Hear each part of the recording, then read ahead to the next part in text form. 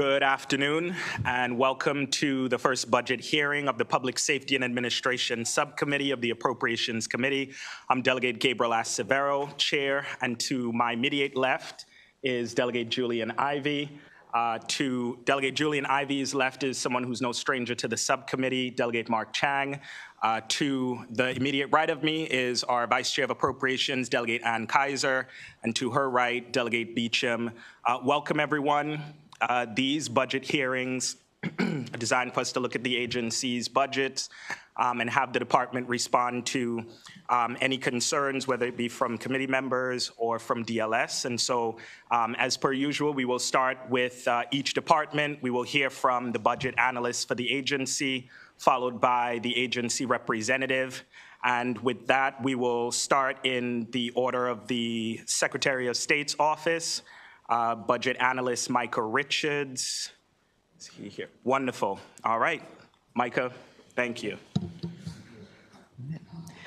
Good afternoon. My name is Micah Richards, and I want to thank the chair, the committee, and the stakeholders of the great state of Maryland for allowing me to speak before you today. I also want to thank the Office of Secretary of State for their service and their collaboration with this fiscal 27 budget analysis report.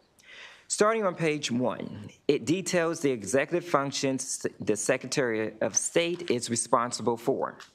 The fiscal 27 budget increases by 5.6% to $6.1 million. On page 2 and 3, Exhibit 1 shows the fiscal 27 budget is split between 5 areas. The administrative headquarters comprises the majority of the budget with around $3.3 million. On page 3 and 4, Exhibit 2 shows the budget change increases by around $320,000 for the fiscal 27 allowance compared to the fiscal 26 appropriation.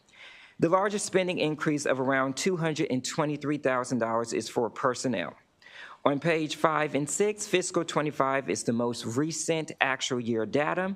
Exhibit 3 shows in fiscal 25 compared to fiscal 24, the number of registered charities increased by 3%. The number of delinquent charities increased by 8%. The number of contacts to delinquent charities decreased by 30%, and the number of charities that have resolved their delinquent status decreased by 33%. DLS is requesting the Secretary of State to discuss the reasons for the higher number of delinquent charities in fiscal 25 after several years of decline. The Secretary of State should also discuss the reasons for the decline in contacts with non-compliant charities and the delinquencies resolved downward trend, despite the increase in delinquent charities. On page 7 and 8, the Maryland Safe at Home Address Confidentiality Program, also referred to as ACP, is funded through the Victims of Crime Act grant, also called VOCA. In fiscal 25, the Secretary of State used the entire grant of around $180,000 for program salaries and communication outreach. On yesterday, Wednesday, January 28th, the Board of Public Works approved the fiscal 26 VOCA grant of around $154,000, and the Secretary of State plans to use the funding for the same purposes as it was used in fiscal 25. Exhibit 4 shows the number of participants in the ACP program increased by 16%, and the number of participants re-enrolling decreased by 19% in fiscal 25 compared to fiscal 24. The Secretary of State notes re-enrollments declined due to participants relocating out of state, failing to submit their renewal application before the expiration date. Participants decided they no longer needed the program, or their address has become public, which means they no longer qualify. On page 8, ELF is the Maryland Register Electronic Filing System. For ELF 3.0 Modernization Initiative, the Code of Maryland Regulations component, also called COMAR, became available online in October 2025 and launched in December 2025. The Maryland Register component will be in beta version by summer 2026 and will launch by fall 2026. On page 9, DLS recommends that Secretary of State concurs with the governor's allowance. This concludes my presentation, and I'm available for any questions. All right, thank you very much, Micah. Any questions for the budget analysts? All right. Seeing none, I'd like to call the Secretary of State, Susan Lee, and her team. Ann, Ian.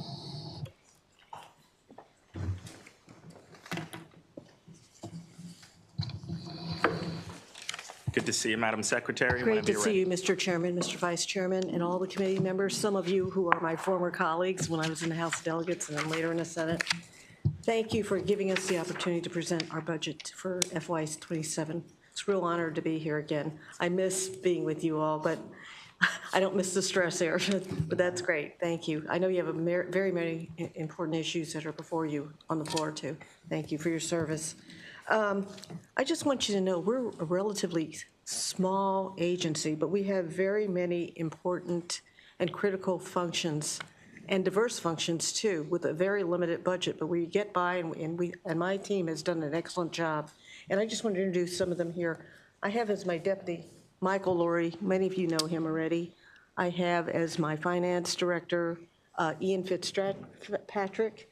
And we have my senior advisor, Joseph Gebhardt, and also Mike Schlein, who heads up our charities and legal. And we have Ann Hoyer, who heads up special projects and oversees our legislation. So, Ann, do you want to come up here? Okay, everybody knows Ann. Okay, anyway, thank you. So, the things we do, we don't just serve, like businesses and the state and legislators, but we also serve everyday citizens in Maryland, and they're really critical functions too, especially now. I just wanted to highlight some of the things that we do. Our agency is authorized to spend $2,166,788 from its special funds to support our personnel and our costs and other operations. The total amount that our agency is allowed to spend in FY26 is $6,075,707, but the net outlay for the agency is only approximately $2 million a year after accounting for the revenue that we generate, fees paid to us for our goods and services. In FY25, we were very good stewards of a grant that was entrusted to us to administer the funds for our sister state of Maryland, Inc., which is a nonprofit organization. And we were able to revert back to the general fund $482,000. And we generate about $4 million in revenues every year. So we generate revenues, but some of it goes back to the general fund. Okay. Over $4 million in payments received by our office, approximately $2 million go to special funds to be spent on our personnel and operations. The remaining $2 million is received by the general fund. Our budget supports 29 regular full-time employees and 6 contractuals, as well as other operating costs, including payments and services for Do-It and for outside contractual services, as well as 3 attorneys from the Attorney General's office who perform work in our office. Our agency has 5 operating divisions. Some of you met some of our division heads right now, and the executive team, which I lead, and we pay the salaries for 3 attorneys assigned by the Office of the Attorney General, who do mostly charitable enforcement work, but they also provide counsel to our agency. And our divisions are the Address Confidentiality Program, the Administration and Finance, Charities and Legal Services, and Division of State Documents, and International Affairs. Our agency, which is part of the Executive Department, operates with a very tight budget, as I mentioned earlier, and limited staffing allocation in carrying out many of its important and diverse state functions. Our mission, of course, is to provide the best quality services to our citizens and assist them and also provide them with the information that they need pertaining to constitutional, statutory, and regulatory functions assigned to our office. In addition, we operate our Division of International Affairs with our limited funds and staff, very limited funds for that. And we help bring the world to Maryland and the state of Maryland to the world. Our net cost for the state budget is minimal, but our value added is great. In addition to our general fund allowance, we have 3 targeted special funds to support our operations. The largest of these are the Charitable Enforcement Special Fund, which generates over $1 million a year, and the Notary Public Fund, which allows most of our notary functions to be covered through fees to notary publics, and the Division of State Documents Special Fund, which is every day diminishing over time because it historically gets its funds from printed materials, which now everything going online, we don't have that money. Division of International Affairs, Governor Moore, as you know, has prioritized investment in economic growth, and we are seeking to attract investment, trade, and market access across the world. Our very small agency takes the lead for the executive branch's global outreach and strategy through our Subcabinet on International Affairs, which I serve as the chair, and whose members include our Lieutenant Governor and 5 secretaries of Agriculture, Commerce, Environment, Higher Education, and Transportation, and our wonderful Adjutant General, who you will hear from today. Through comprehensive international strategy that's already in place, it's a plan that we have for international affairs. We work in good cross-agency collaboration, and we have regular meetings, and we are promoting and branding Maryland as the epicenter of things like quantum, life sciences, cybersecurity, aerospace, and artificial intelligence. This just past year, we brought in some real success attracting direct foreign investment, which is what we want to do as a state. Our partnership with the Department of Commerce has enabled us to connect with new pools of wealth, sovereign wealth funds, so that's something we're delivering. We're also providing climate change leadership in the world with our Department of Environment, who's part of our subcabinet. And we are really moving Maryland forward. Because of our efforts, we now, as a state, have been recognized as one of the leading states in subnational diplomacy and engagement, and we're bringing benefits back to Maryland so that we leave no one behind. Jobs, innovation, revenues, you name it. So I hope you will support our International Affairs Division and our little staff that we have and money. And we're having an annual report that will be issued very shortly, which we will give you a copy of, which showcases all the things that we did in 2025. I don't know if you want me to go over every division. I'll do that if you want me to, or you just want to go straight into the questions. However you want me to do it. Yeah, if you could just go straight into the questions, Madam Secretary. Okay, because you have the written testimony already. I just don't want to keep everyone else behind us because I don't want you to be here all day. You've got a lot of business to do. Okay, why don't we go straight to the questions. Mr. Richards, do you want us to address the issue about delinquencies? Yes. Okay, Mike Schlein, who is our Director of Charities and Legal, will address those issues. Go ahead. Hey, good afternoon, everybody. Just a couple factors in terms of delinquent contacts going down versus delinquencies up. Delinquencies counts the total non-compliance at the fixed point in time, June 30th, the end of the fiscal year. That includes organizations that have newly become delinquent and those that are longstanding delinquents. So I think a combination of longstanding delinquents. We had lesser newly delinquent charities this year, so the number went up some. Obviously, we couldn't close them all out. The factor in that too is last year we had the registration cancellation bill passed, so that'll give us that gives us the tools. So you'll see some this year, and you'll see a bump next year as well, and delinquencies resolved as a result of having the ability to cancel those longstanding delinquent registrations that we did not have the power to cancel before. So we'll be able to clear them off of our rolls. So the number going up, some due to longstanding delinquency, and then contacts down. With fewer new delinquents this year, we have less new delinquents to contact. The newer delinquents get automated notices. If they're not working and they become longer-term delinquents, we send letters. So letters require people and more time to send. So fewer new delinquents, more long-term delinquents. So a little bit less on delinquent contacts. and less on delinquents resolved, but ultimately in the next couple of years, we'll resolve more of those with our cancellation tool. And just to add briefly, the technology that we're now using actually allows us to count delinquencies more accurate at that point in time, so that's why the numbers went up. There historically were more during COVID. With this new law, we'll be able to get rid of this historic delinquencies, and as we get through the new delinquencies, we think that will also go down. The number of the notices actually go down for the historic ones because of the paper process. There's an automated process for the newly delinquent ones, so those get more of those notices. Same thing.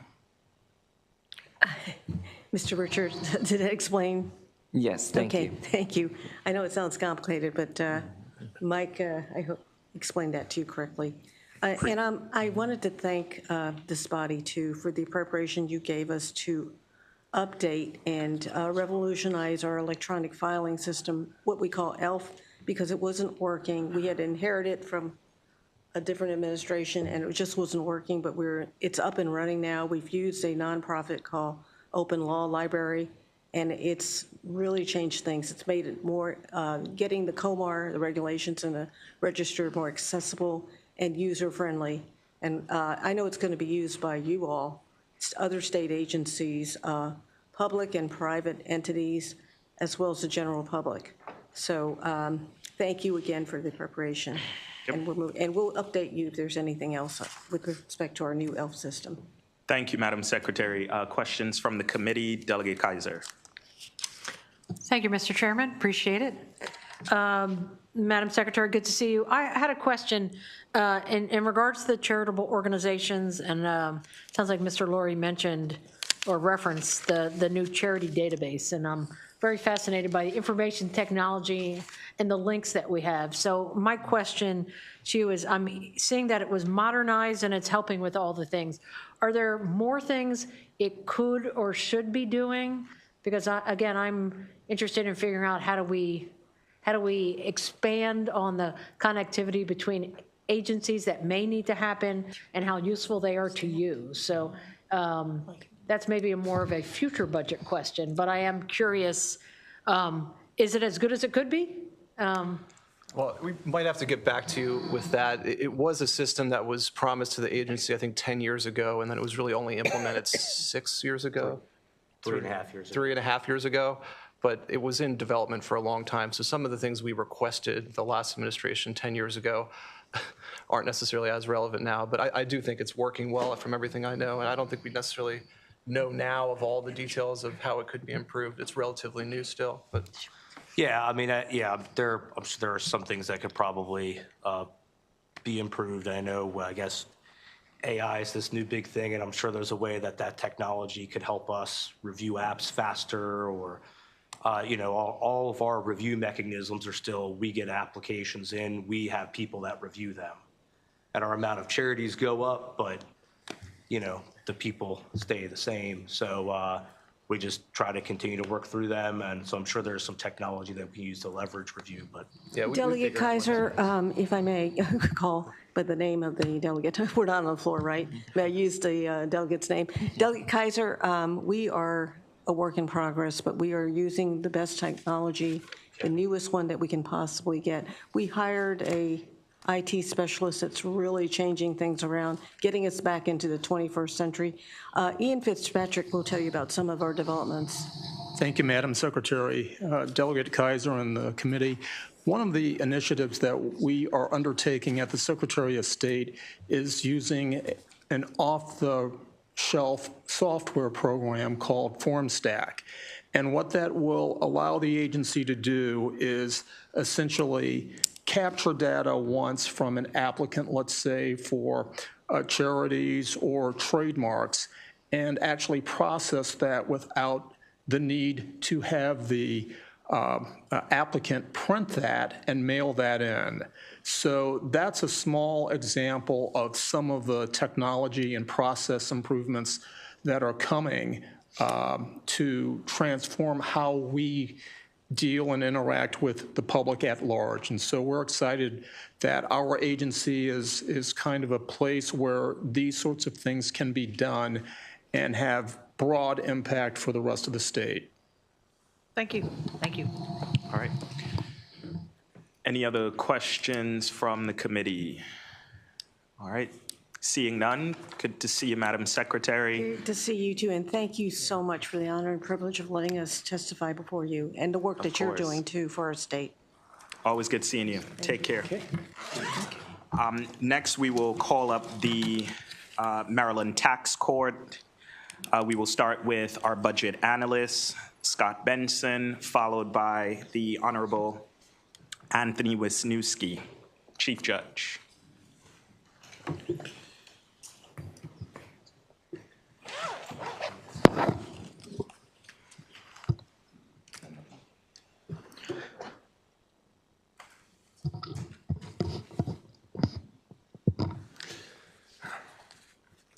Good afternoon, Mr. Chair. My name is Scott Benson. I'll be presenting the operating analysis for the Maryland Tax Court. The Maryland Tax Court, or MTC, is an independent state agency tasked with providing the highest level of administrative review on the decisions of Maryland's taxing authorities. Decisions appealed to MTC include those from the Comptroller of Maryland, the State Department of Assessments and Taxation, as well as local collectors. As you can see on page 1 in the operating budget summary, the fiscal 2027 budget increases by $7,579 to just over $1 million. Moving to the top of page 2, you can see that there are a few proposed deficiencies. The first proposed deficiency is a personnel deficiency of $42,944, which covers shortfalls related to lower than expected vacancy savings. The second deficiency appropriation adds $33,683 for one-time information technology services related to upgrades through Network Maryland. In total, there's $76,627 in deficiency appropriations. Moving to the fiscal 2027 overview in Exhibit 1, you can see the majority of MTC's fiscal 2027 allowance is allocated to personnel expenses. Moving to page 3 in Exhibit 2, you can see the proposed budget change. As previously noted, the fiscal 27 allowance increases by about $7,579, and the largest driver of that increase is employee and retiree health insurance. Moving to page 4, you can see the personnel data for MTC. There are 9 regular positions included in the fiscal 27 allowance, including 0.4 contractual full-time equivalents. As of December 31st, there are no vacant positions. Moving to Exhibit 3 on page 5, you can see that there are 1,251 appeals filed with MTC in fiscal 25, which is an increase of 136 appeals compared to fiscal 2024. Additionally, there are 1,126 pending appeals at the end of fiscal 2025, which is an increase of 221 appeals from fiscal 2024. MTC achieved its goal of a 90% clearance rate in fiscal 2025, which is calculated as the number of cases disposed in a fiscal year divided by the total cases filed in that fiscal year. This is after the rate dropped substantially in fiscal 2024 to 72%. MTC should discuss the factors causing the increase in the number of filed and pending appeals and actions that the agency is taking to increase the clearance rate. Moving to page 6, you can see in Exhibit 4 the percentage of appeals opened and closed within 8 months. They have remained level at 87% in fiscal 2025, slightly below the goal of 90%. MTC achieved the goal of 90% of appeals opened and closed within 12 months and increased the rate from 93% in fiscal 2024 to 96% in fiscal 2025. MTC has previously cited several factors contributing to the failure to clear 90% of cases within 8 months. Factors such as an administrative process that's heavily reliant on paper records, postponements requested in appeals hearings, and a longer than needed time period between the end of an appeal and the issuance of a signed order from a judge that formally closes the case. MTC's administrative procedures utilize processes recorded on paper that are later entered by administrative staff into their database. The database was designed for MTC by the Maryland Department of Planning more than 20 years ago. It lacks some features that a modern database would include. To alleviate some of MTC's administrative challenges, the Department of Planning made changes to the system in calendar 2025 that included digital docket files linked to each appeal and email reminders regarding appeals. MTC considered procuring a new system, but ultimately decided against this approach as the agency is currently undergoing a transition from having its IT services managed by the Department of Planning to the Department of Information Technology. MTC has signed a memorandum of understanding with the Department of Information Technology, with the transition scheduled to occur in fiscal 2026. Once this transition has occurred, MTC may revisit the procurement of a new system. Moving on to page 8, you can see the operating budget recommended action, and DLS recommends concurring with the governor's allowance.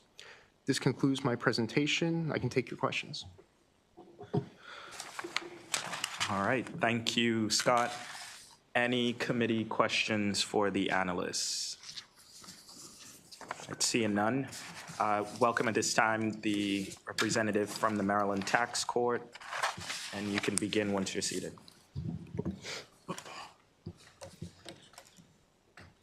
Good afternoon, Chair. My name is Andrew Berg. I'm actually not the Chief Judge. He's presiding over court today, so he sends his regards. Obviously, he could not be here. Good afternoon, Chair, Vice Chair, members new and returning. Congratulations to you, Chair Severo, to your appointment, and thank you all for your time and consideration today. As I said, my name is Andrew Berg. I'm the clerk of the Maryland Tax Court. I'd like to acknowledge and congratulate our analyst, Scott.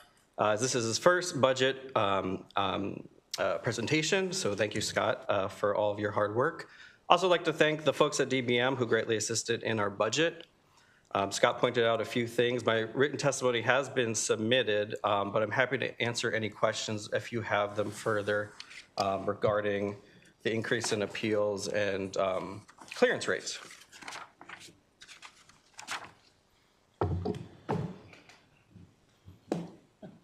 Any committee questions? Vice Chair Ivey. Thank you, Mr. Chair, and I appreciate you being here today. A few years ago, there was a pretty steep drop in the clearance rate. It's like down to 72, 74%, something like that. Could you talk to us about where we are now and how we got here? Sure. I think, let me just look real quick. I think in 2024, the clearance rate dropped to 72%. It is back up from last year at 90%. You know, during the COVID years, and not really fully until 2024, did the historical numbers of cases appealed, and so filed with our court, came back to sort of historical levels. So for example, even as late as 2023, there were only 742 new appeals to our court. So as you can imagine, there's a little bit of ebb and flow. If there are fewer appeals filed, the court doesn't necessarily have to dispose of those because there's just fewer numbers of them.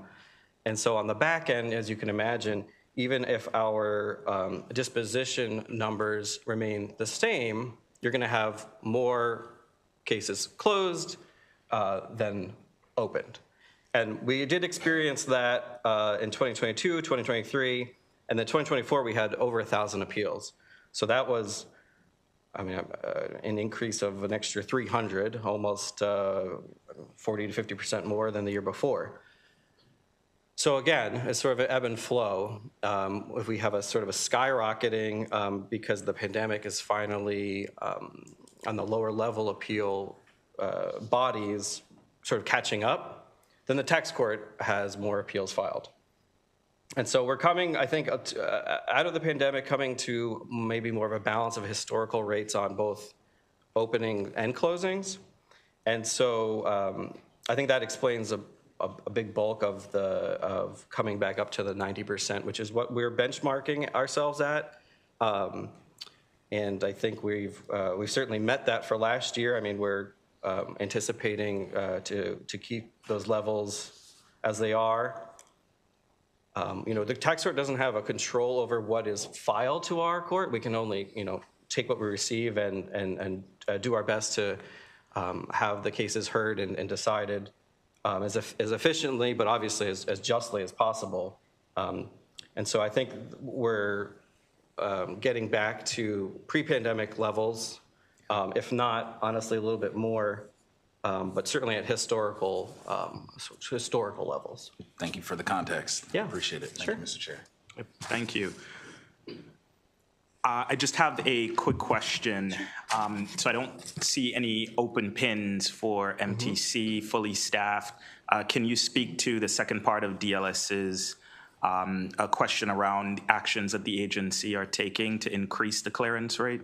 Sure. I mean, since I would say from the 2024 to 2025 number, 72 to 90%, as the vice chair just asked about, we've taken a much more, I wouldn't say interest in having finished orders signed by the judge. So the chief judge now, and I can only speak to the time that I've been at the tax court, is in the office regularly signing orders.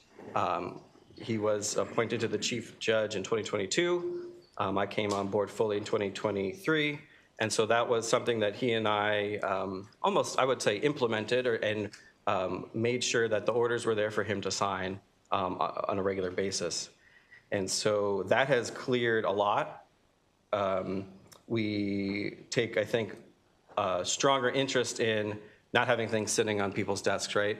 And so we make sure that the orders are prepared, that they're correct, and that the judge is there. When he's there, weekly, sign them off, send them out.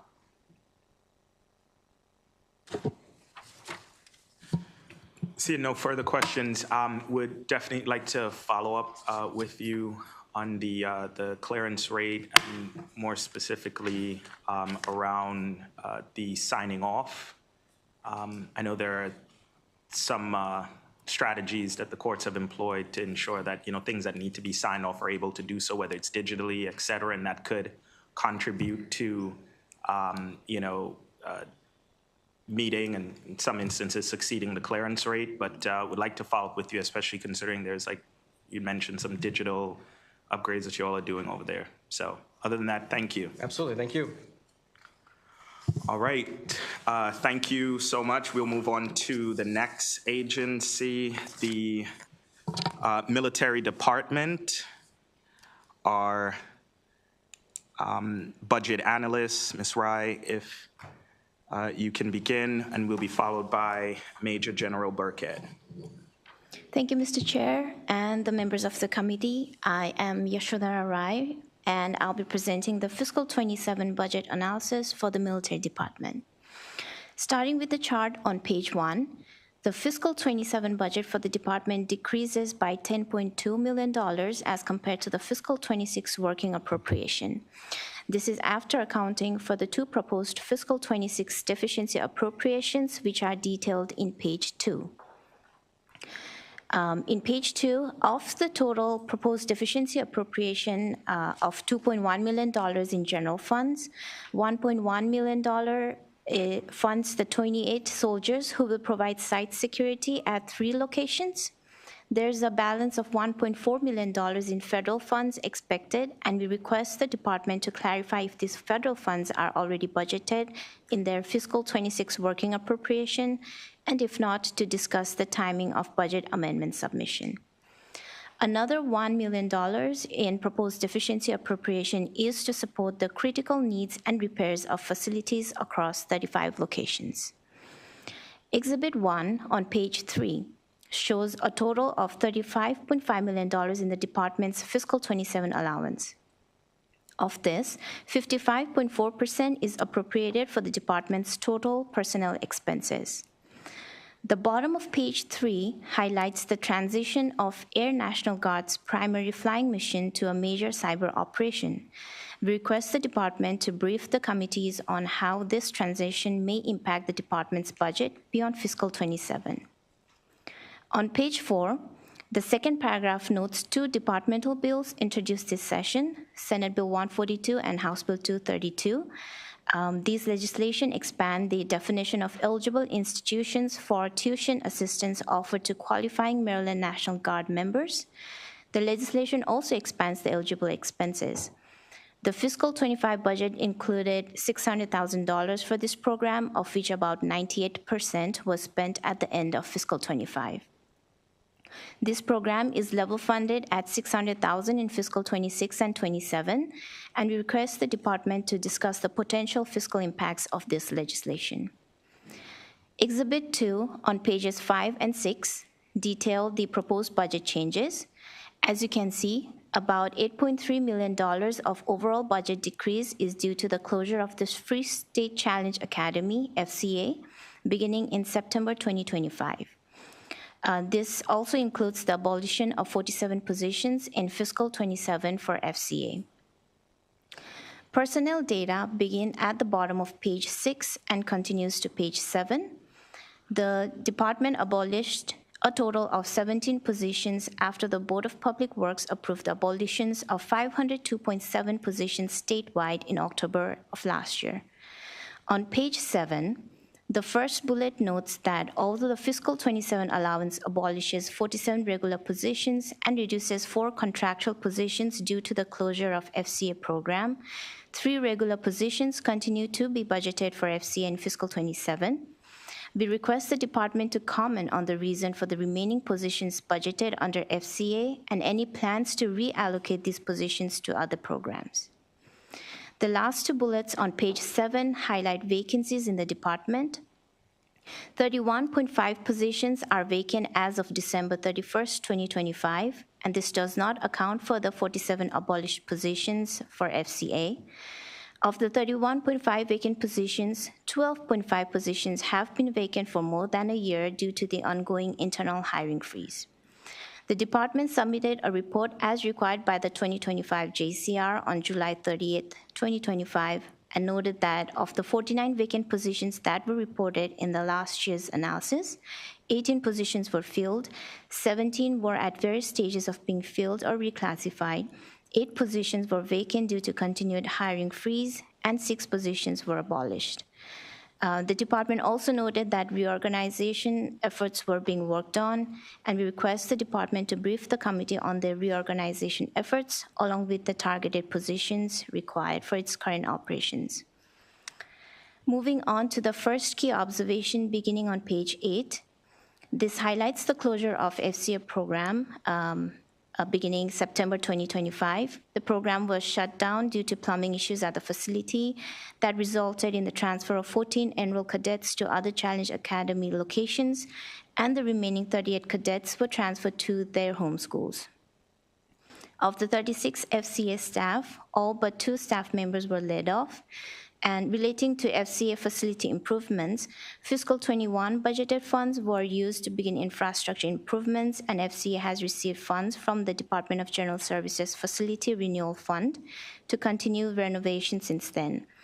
However, it is unclear how much funding has been budgeted for the renovation or the status of these renovations, and we request the department to provide a detailed accounting of appropriated funds, expenditures incurred, amounts encumbered, and the renovation status. Also, the program remains closed with no timeline for opening, and we request the department to comment on their timeline for resuming the program operation, spending plan for the remaining fiscal 26 appropriation, and the department's plan for facility improvement during this closure. Exhibit 3 on page 9 presents FCA's performance measures. Due to COVID, there were no classes conducted in fiscal 21. There were 90 students enrolled in fiscal 25, which decreased by 45.8% from fiscal 24. The yellow bar shows that 75% of the graduates continued their schooling, found employment, or entered the military in fiscal 25. This surpasses the program's goal of 70%. The blue bars show GED pass rate, which rose by 10 percentage points to 44% in fiscal 25. The second observation begins at the bottom of page 9 and continues to page 10 and focuses on the TRICARE Premium Reimbursement Program. The department submitted a report on the program as required by the 2025 JCR and noted that program participation increased from 1,091 members to 1,193 members.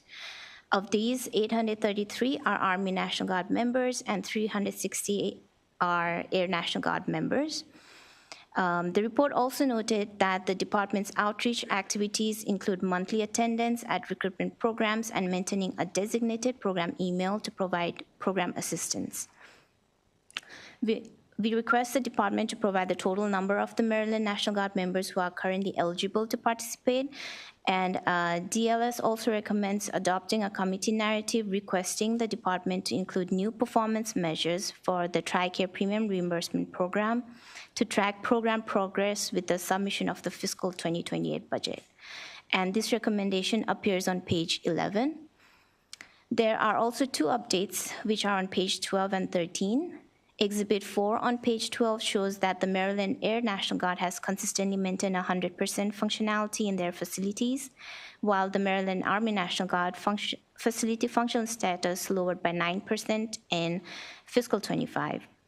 And this is below the National Guard's goal of 95%.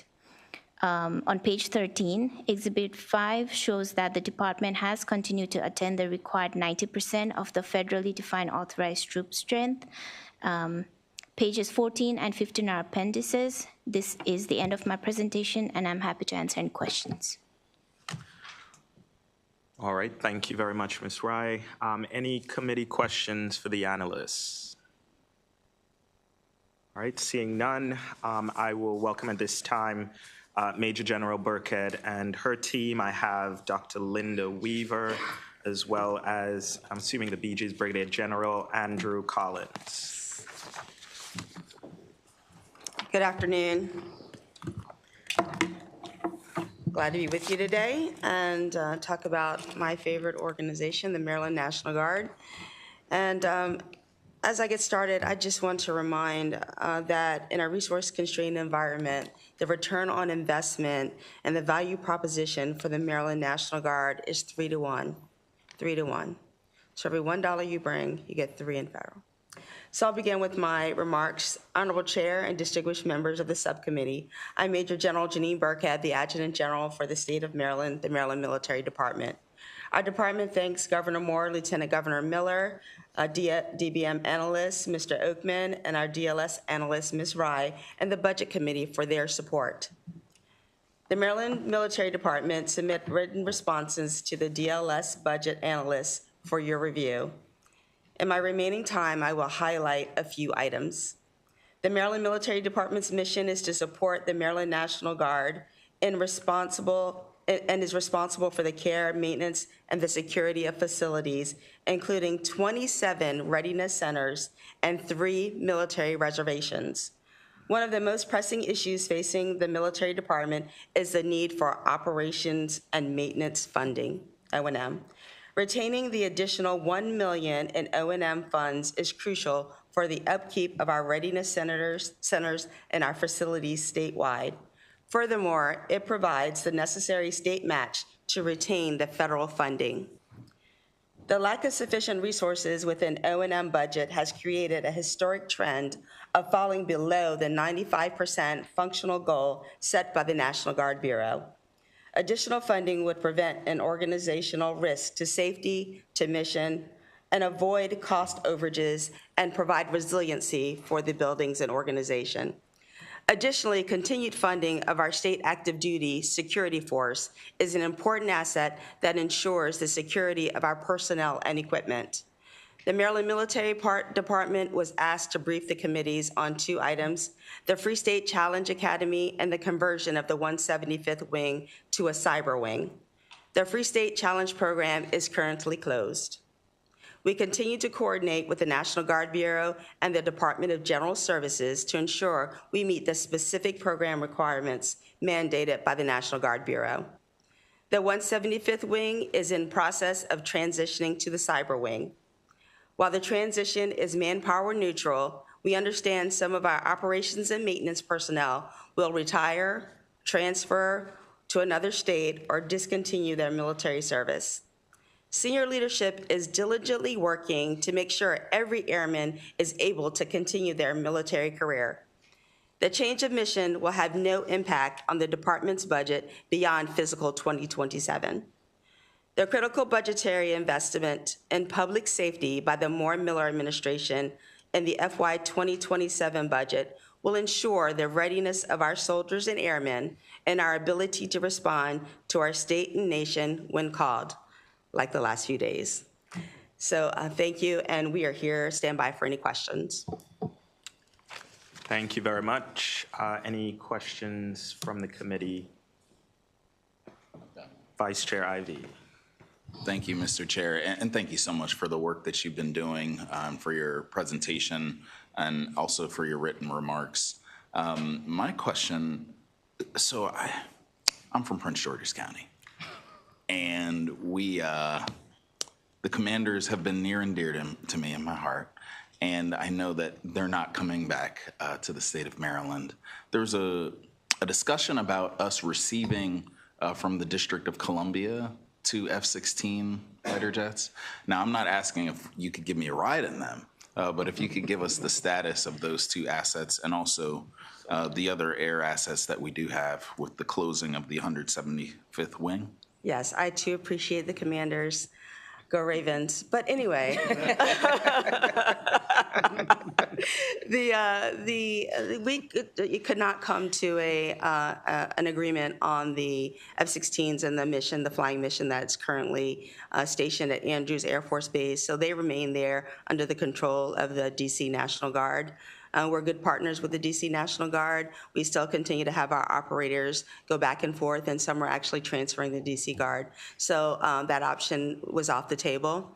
Currently, all our A-10s have been divested of. They've either been moved to the Boneyard. We sent one out to Frederick, Maryland to be a static display where they originally came from, so that was good. We retained one in Maryland for a static display here.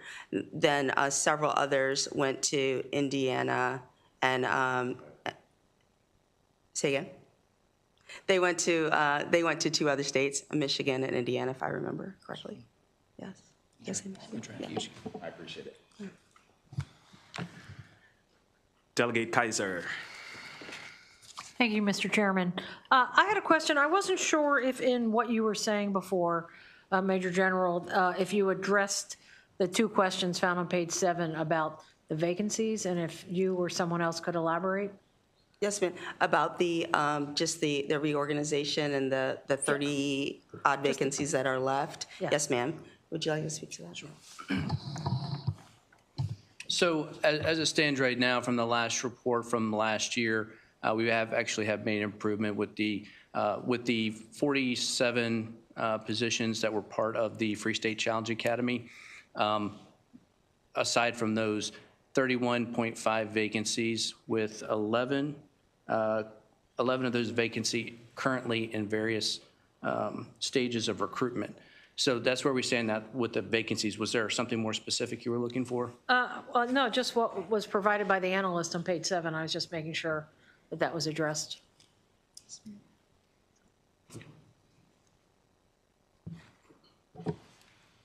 Perhaps that's something that you all can also follow up in writing on. That's what it sounds like. Not just to Delegate Kaiser, but to the committee. That'd be appreciated. Certainly. Yes, Vice Chair Ivey.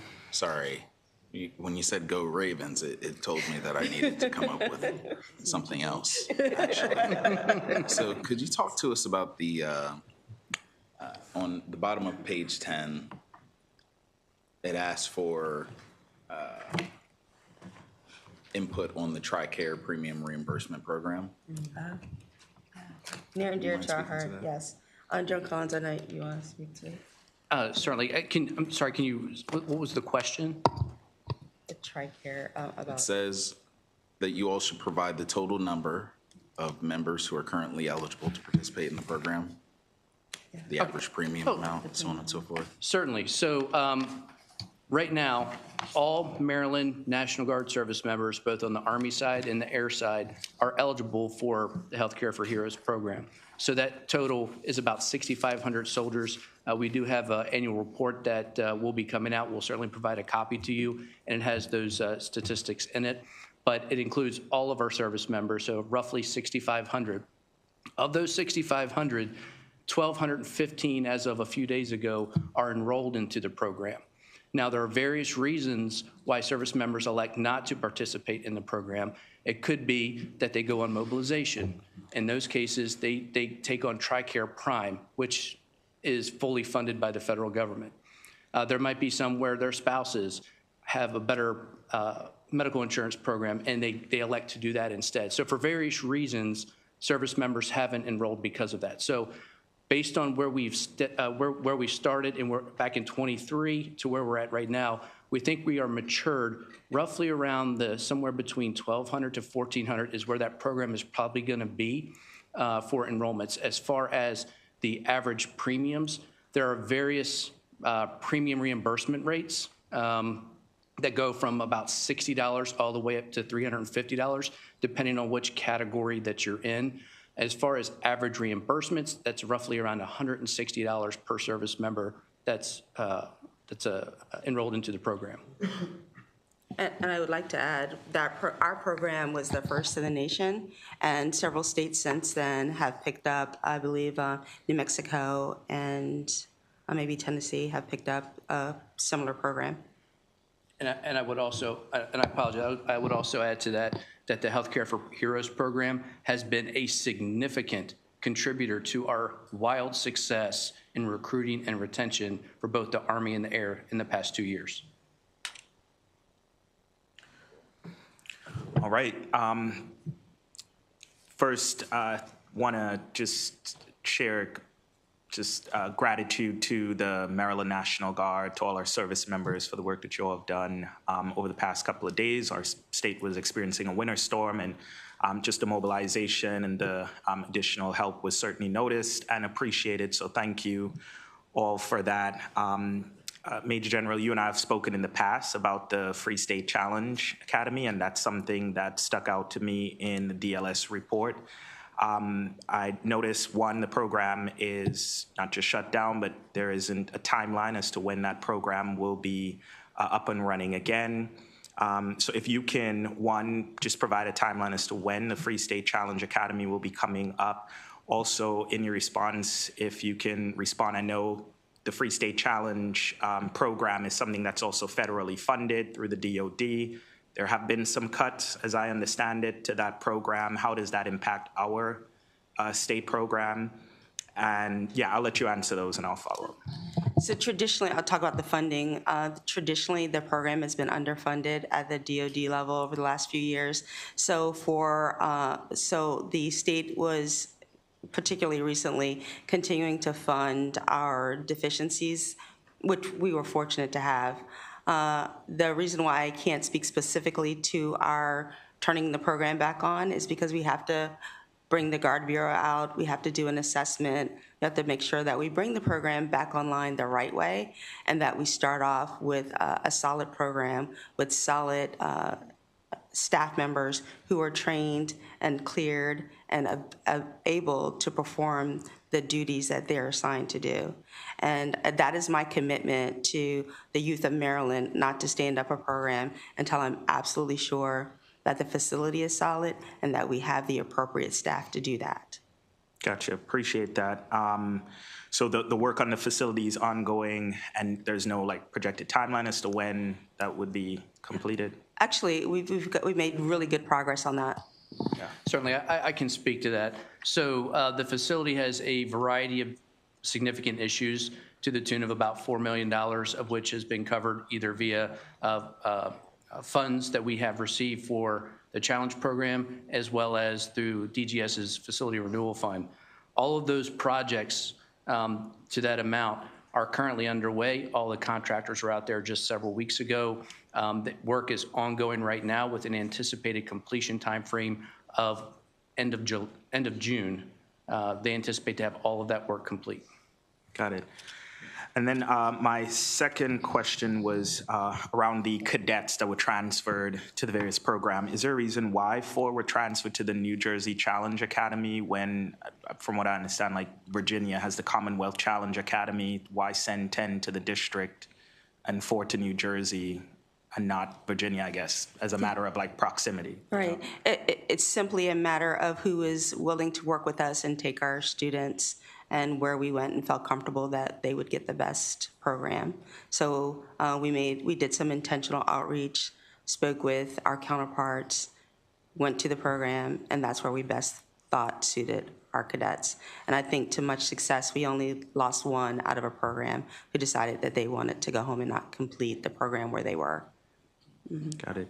And 38 cadets were transferred back to their homes. There were also significant staff layoffs. So how is that impacting the participants in the program who are sent back home but are working, from what I understand, with staff on their GED and other stuff? With all the staff that are laid off, how are you all then, I guess, servicing the 38 participants? So that's why we kept the 2 staff members on duty. It was the director of the program and the commandant who continue to monitor, work with the students, track the students that we have. We are continuing to have good success with the GED, even though ones that went back home were successful, a few in passing the GED. We had already contracted for additional GED services with the Free State Challenge program, so we continue to use those services to assist those students remotely. All right. Any other further questions from the committee? Seeing none. Thank you again. Thank you to the Maryland National Guard for the work that you all do, and would certainly look forward to working with you all on the Free State Challenge program. It's something that you, Major General, and I have worked on. It benefits young people in my district, folks across Maryland. I don't think there's any district in Maryland where the Free State Challenge Academy has not, had a presence or a significant impact. So would love to see that up and going ASAP, and certainly count us as a partner in that work. Absolutely. Thank you so much. Thank you very much. Thank you. Go Ravens. All right.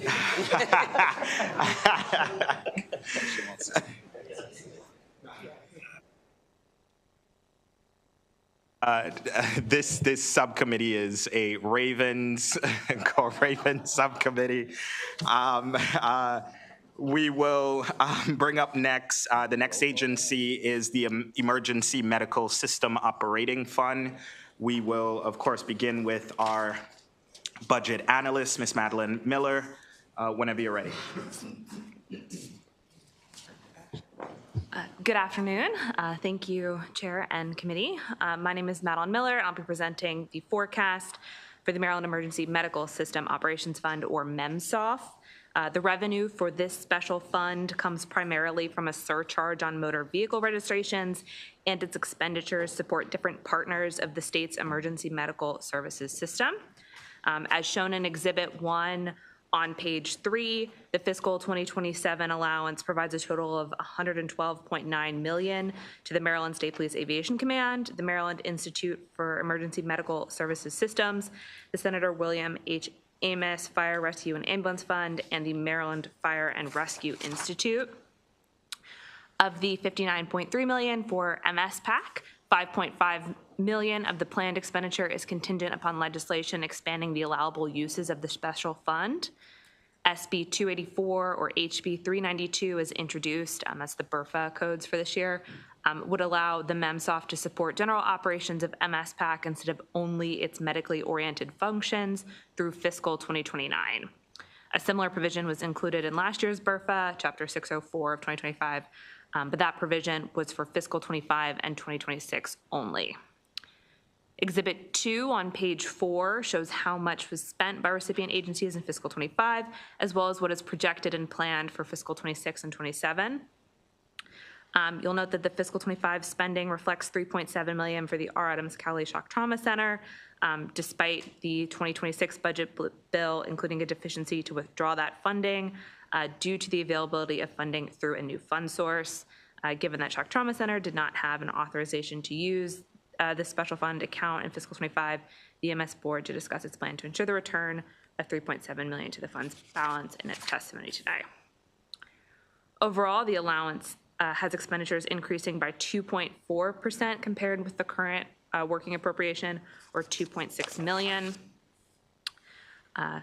Turning now to page 6, Exhibit 3 shows MEMSOF revenues and expenditures from fiscal 2016 through 2025. Before increasing in fiscal 25, the motor vehicle surcharge was last increased in fiscal 2014. Following that increase, revenues outpaced expenditure until fiscal 2018. From fiscal 2018 through 2022, expenses were higher than what was being raised, but the fund had an adequate balance to draw down from. During the 2022 to 2024 period, general fund cash infusions, as well as some actions taken to limit spending by the fund, were required to prevent insolvency. Chapters 717, 718, and 719 of 2024 increased MVA revenues to the fund beginning in fiscal 25 and bring the fund into structural balance. The fund closed fiscal 25 with a balance of approximately $20.8 million. The portion of the annual motor vehicle surcharge that supports the MEMSOF was $14.50 or $29 collected biennially through 2024. As shown in Exhibit 4 on page 7, this fund source was fairly stable, generating about $71.5 million per year. Because the surcharge and other revenue sources couldn't support the fund's expenditure without general fund infusions, Chapters 717, 718, and 719 increased the surcharge from $17 to $40, with MEMSOF getting $24.50 per registrant instead of $14.50. This resulted in approximately $30.1 million in additional revenue in fiscal 25, though the new funding level may not yet have been reached due to the frequency that customers register their vehicles. I'll turn now to the forecasts of the fund that estimates revenues and expenditures in future fiscal years. Going slightly out of order, the DLS forecast through fiscal 2032 is in Exhibit 6 on pages 9 and 10. Appendix 3 with the forecast prepared by the Department of Budget and Management is on page 19. Exhibit 5, which summarizes the different assumptions that DBM and DLS use, is shown on page 8. Differences in the forecasts stem from when they are prepared, and more significantly, the different assumptions in growth rates for expenditures. The DLS forecast projects that MEMSOF will remain solvent through at least fiscal 2032 with an estimated closing balance of $15 million in that year. Both the DLS and the DBM forecasts use the assumption that MVA registration-free income will bring in approximately $116 million in fiscal 2026, which is about $16 million more than in fiscal 25. Though the fiscal note for chapters 717, 718, and 719 estimated that MEMSOF's special fund revenue would increase by at most $45.6 million compared with its previous level. That was under the condition that the number of registrants remained constant and that approximately 1/2 of owners who paid their registrations biennially was evenly distributed across 2 years. That distribution was not even, as shown in Exhibit 7 on page 12. And that was not even due to changes in consumer behavior from legislation and other changes made by the Motor Vehicle Administration. Between fiscal 22 and 24, approximately 85.4% of customers registered for 2 years, and 14.6% chose to pay the registration fee annually. As a result of Chapter 717, the MVA was authorized to offer installment payments for fees in fiscal 25. Also, in that year, the renewal form that was sent to registrants was changed to include a 1-year option by default rather than by request. Some customers, such as those who manage fleets, also requested a 3-year option, and that also became available in fiscal 25. Fiscal 26 data suggests that now 65.2% of customers register for 1 year. And absent other changes, the impact of these behavior shifts should normalize in fiscal 2026. A discussion of the second and final issue begins on page 13. Both last session and this year, the BRFA includes a provision that temporarily expands the allowable uses of MEMSOF dollars by MSPAC. These actions are designed to provide temporary relief to the general fund. Language in the fiscal 27 operating bill sets the spending level at $5.5 million, which is the amount DBM and DLS assume will also be used in fiscal 28 and 2029.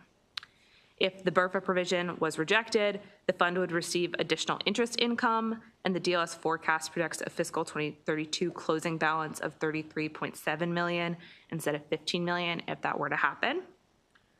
General fund costs associated with the MEMSOF recipients could be permanently reduced rather than temporarily if the funding split that MSPAC receives were altered.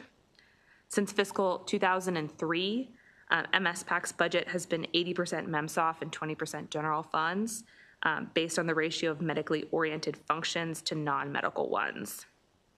MSPAC reports its operational activities by calendar year through the Managing for Results process.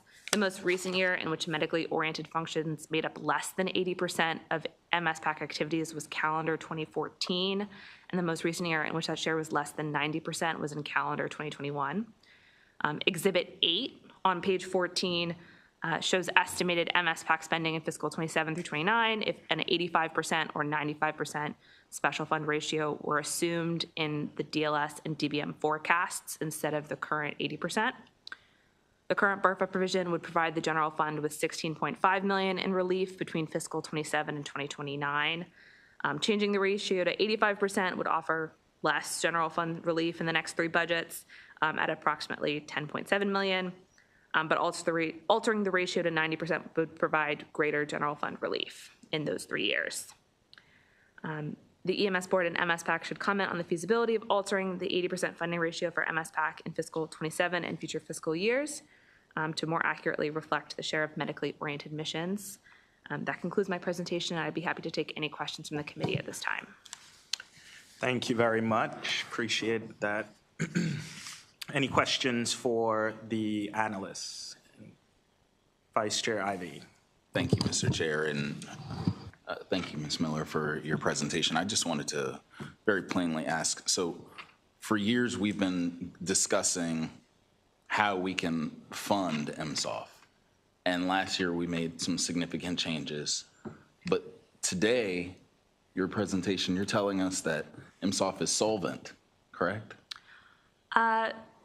The fund has a very stable revenue source in terms of MVA registration income. Expenditures tend to grow over time. So a pattern that has emerged is that the funding level or the amount of income that goes to the fund will rise. Expenditures are covered for a few years. Then expenditures have to dip into the balance of the fund. And then either actions are taken to reduce expenditures, to provide general fund cash relief, or then to change the registration surcharge amount again. And so the 2024 session did make changes to make MEMSOF solvent. Last year and in this year's governor's allowance, there's been a priority on also providing general fund relief. And so to the extent that it's a policy decision, that is up to the General Assembly to decide where their priorities lie for the next, at least for the current budget that's being considered, for if you want to support extending the life of the special fund, or if the general fund requires additional support in the current year. Thank you. All right. Any other questions for the analysts? Seeing none, we'll move on to the agency representative. I see our, is that the superintendent of the Maryland State Police? Jackson, are you? Awesome. Do you have them himself?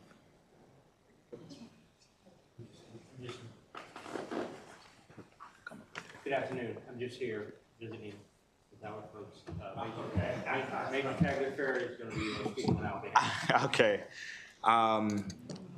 Superintendent Jackson is no stranger here, so gotta make sure. All right. So once you've been seated, you can begin. I have from MSOF Clay Stamp, the chairman. Actually, my name is Dr. William Frona. I'm taking the place of Clay this afternoon, an emergency medicine physician representative of the state EMS board. I see that here. Okay. All right, Mr. Frona, 2 minutes. Good afternoon. On behalf of the state EMS board, thank you for the opportunity to discuss the status of the Maryland Emergency Medical System Operations Fund, or MEMSOF. I also want to thank Madeline Miller of the Department of Legislative Services for her comprehensive analysis of the MEMSOF and its future. Maryland's EMS system is a coordinated statewide network that includes 29 jurisdictional EMS operational programs, volunteer and career EMS clinicians, medical and nursing personnel, hospital emergency departments, trauma and specialty care centers, and communication systems. It has been recognized as a national model for emergency medical care. The State Emergency Medical Services Board, whose members are appointed by the governor, oversees the statewide EMS system and reviews and approves the budgets of some of the entities supported by the MEMSOF. For over 30 years, the MEMSOF has provided support for critical components of our statewide EMS system, to include MIMS, MSP Aviation Command's Medevac program, Maryland Fire and Rescue Institute, the R. Adams Cowley Shock Trauma Center, and the Amos Fund grants that provide monies to local jurisdictions for the purchase of fire and rescue equipment and capital building improvements. As mentioned previously, the MEMSOF is primarily funded by motor vehicle registration fee surcharge. A lesser amount is derived from fines related to moving violations. In 2024, the General Assembly passed crucial legislation that increased the motor vehicle registration surcharge. Subsequently, a looming and potentially disastrous structural deficit in the MEMSOF was averted. It also provided additional support for the R. Adams Cowley Shock Trauma Center, the Maryland Trauma Physician Service Fund, and the Senator Amos Fund grants. You will hear from our partners today how vital that funding is to their day-to-day operations. The State EMS Board remains focused on the health of MEMSOF. Although recent projections based on analyses by DBM and DLS indicate fund solvency through 2033, we are cognizant that such projections are not sensitive to less than forecasted revenue or unplanned expenditures. We are aware, for example, that tens of thousands of Marylanders each year avoid registering their vehicles in the state. Parenthetically, we are supportive of legislative efforts to address that matter. Further contemplation of additional support from the MEMSOF for MSP Aviation Command should, as prerequisites, include at least two things. One, verifications of mission profiles and expenses to ensure appropriate categorization. And two, acknowledgement that such support will accelerate depletion and insolvency of the MEMSOF to occur within the next few years, necessitating another round of fee raising if the funding source remains as is. In the meantime, the EMS Board is attentive to the budgets of our partners, especially the portions derived from the MEMSOF. As we continue our never-ending pursuit of excellence, the EMS Board is incredibly grateful for the leadership of the Governor and General Assembly to ensure the vitality of the MEMSOF. The EMS Board and our partners are thankful for your ongoing support of our EMS system. Thank you. Thank you very much. I have a Michael Tagliaferri with MSB, State Police. Sure, go ahead.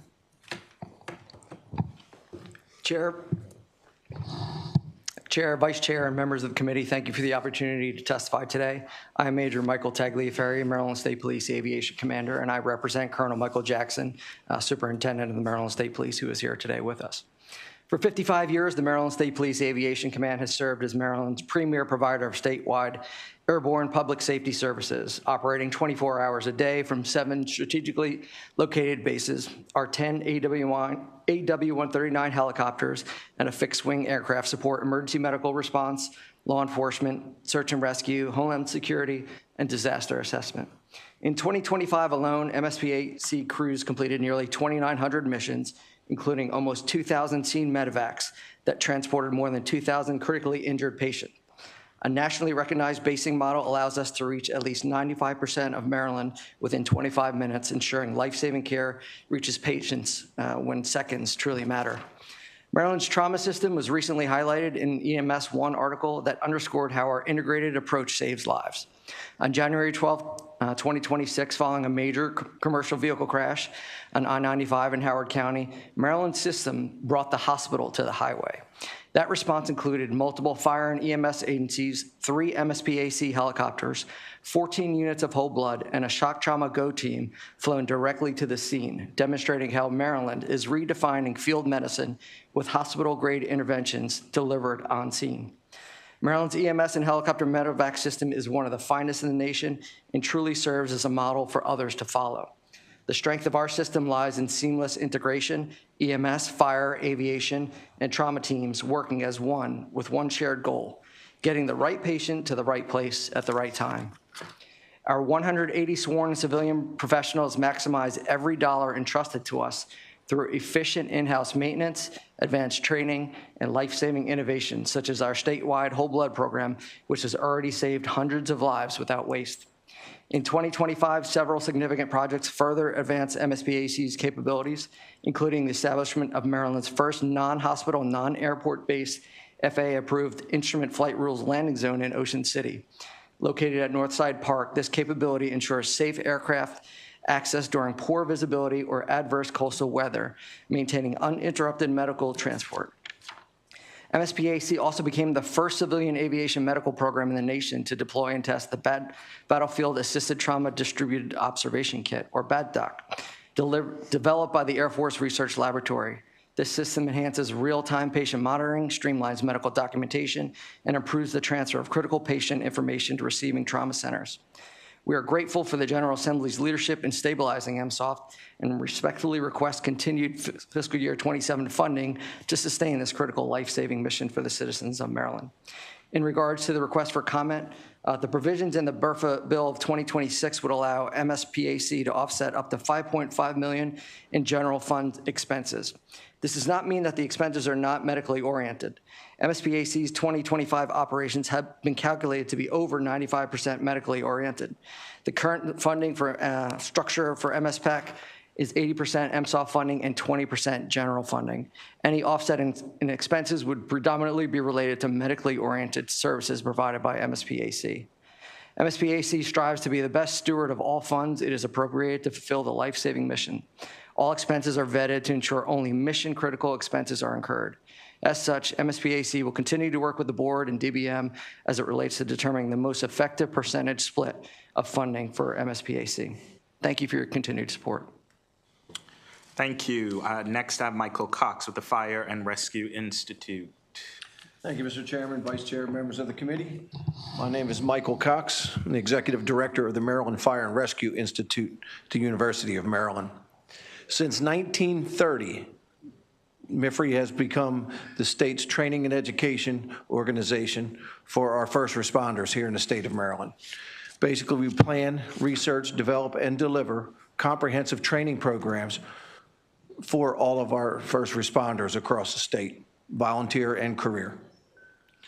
We do this at 6 of our own full-fledged fire training academies across the state, as well as at 12 municipal and county fire training centers. Last year, we educated just under 28,000 students who put in 850,000 student hours in our programs, with a totaling 3,755 programs. As you will hear from my partners, and I want to say in closing, that the state of Maryland has the finest EMS system in the country. As I travel around in my position around the country and talk to other state fire training directors, nobody has a system like us. It is the finest that exists. And I think you'll hear more of that, and it is a direct result of the combination of all of these partner organizations sitting here at this table today.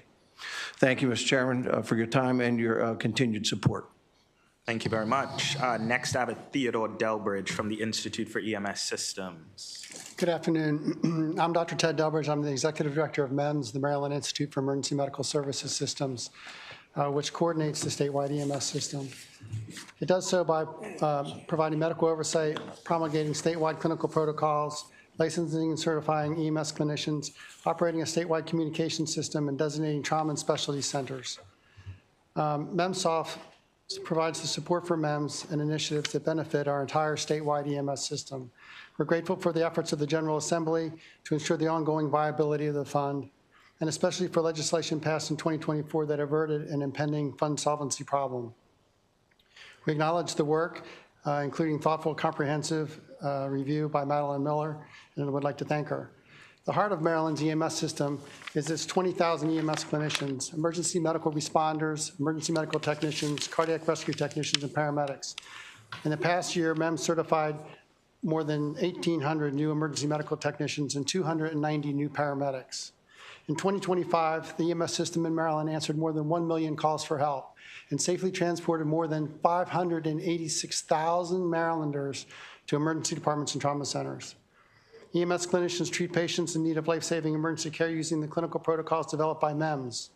They use an EMS communication system maintained by MEMS that provides the capabilities for them to talk to doctors at EMS space stations and trauma centers to confer about the appropriate care of the patients they're seeing.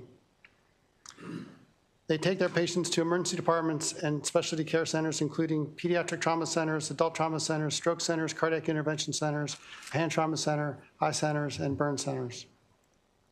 MEMS closely monitors EMS to emergency department transfer times, the time that it takes an EMS crew to transfer responsibility of patient care from themselves to the emergency departments they're conveying the patient to. We weekly provide a report on that activity to every hospital emergency department leaders and hospital leaders in hopes that they'll use the information to make improvements. It makes a real live difference in the community. We also share that information with the Health Services Cost Review Commission on a monthly basis as part of its challenge to hospitals to engage in improvement efforts. During the past year, MEMS developed an emergency department advisory system, a web-based platform that provides a real-time indication of the busyness of emergency departments based on the current patient census, incoming EMS traffic, and EMS traffic that's already arrived. We're also working with the Maryland Office of Overdose Response, looking at an October 2027 target to co-locate naloxone with automatic external defibrillators in specific public locations. We know that AEDs save lives. Currently in Maryland, there are more than 17,000 registered AEDs, and more than 1,380 of them are co-located with naloxone. These are just a few examples of how the MSOF funding has sustained Maryland's EMS system. Thank you for your opportunity to discuss these initiatives. And if I can, I'll speak quickly about Madeline's question about the $3.7 million to shock trauma.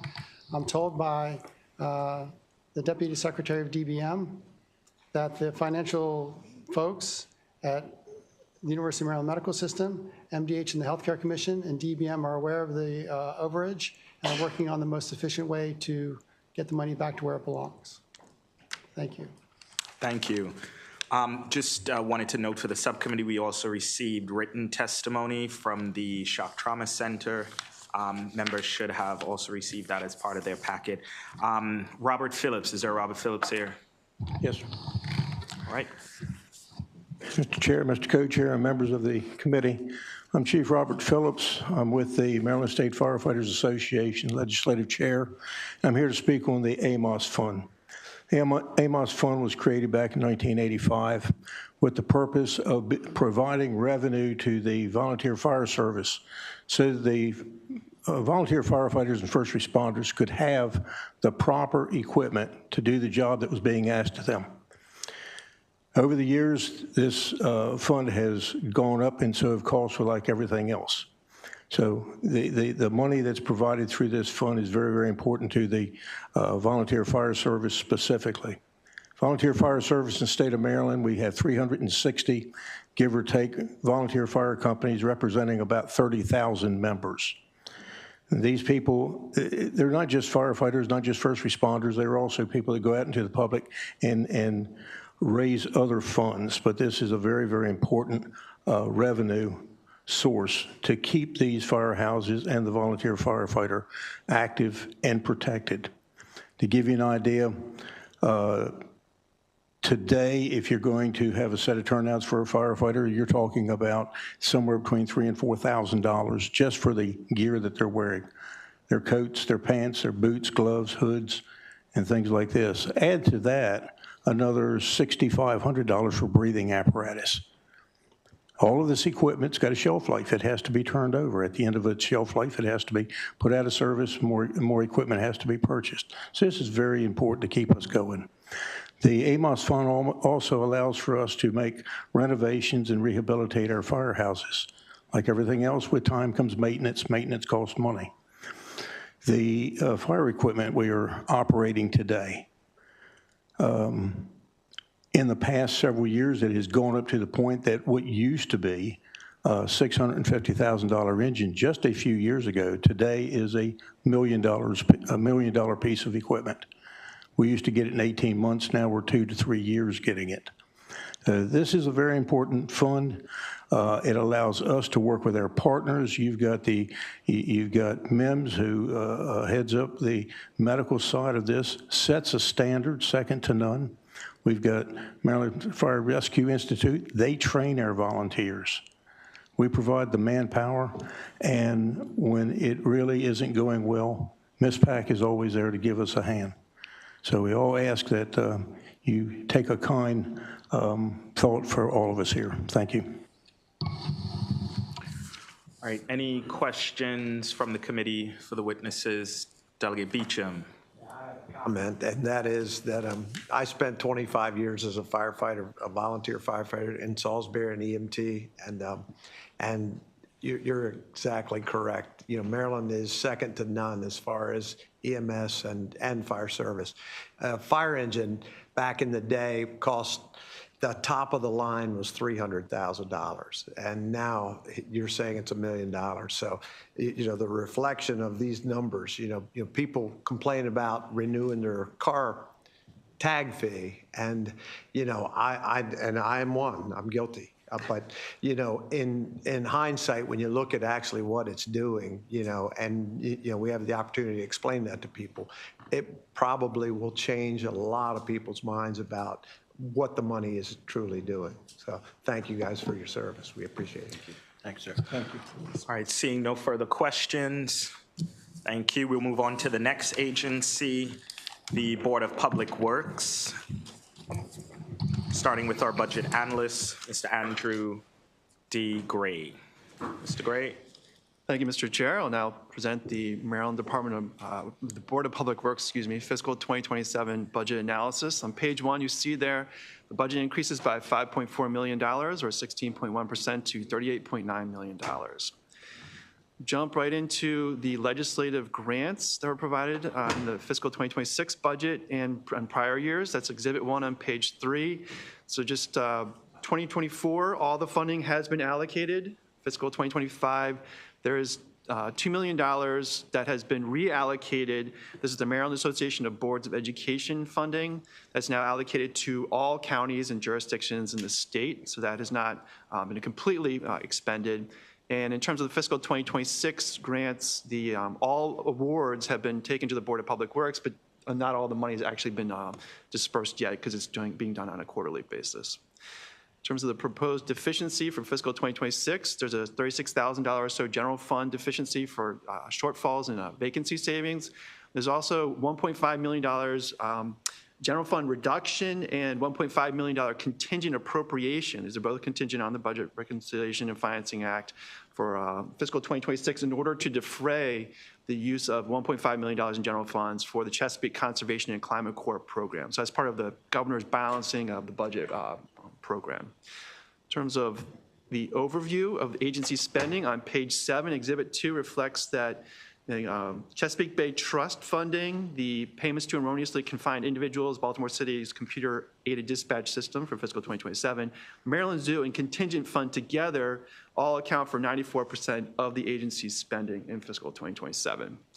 Exhibit 3 on page 8 is the proposed budget.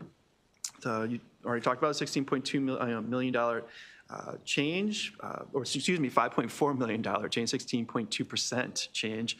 The major change there is for the City of Baltimore's computer-aided dispatch system. So this is a grant to Baltimore City for that purpose. The concern here is that Baltimore City has had at least one death due to the fact that the current computer-aided dispatch system did not provide requests to the emergency services the appropriate way it should have. The person passed away before emergency services could provide the assistance. So it's around a $15 million project, it looks like, based on public reports.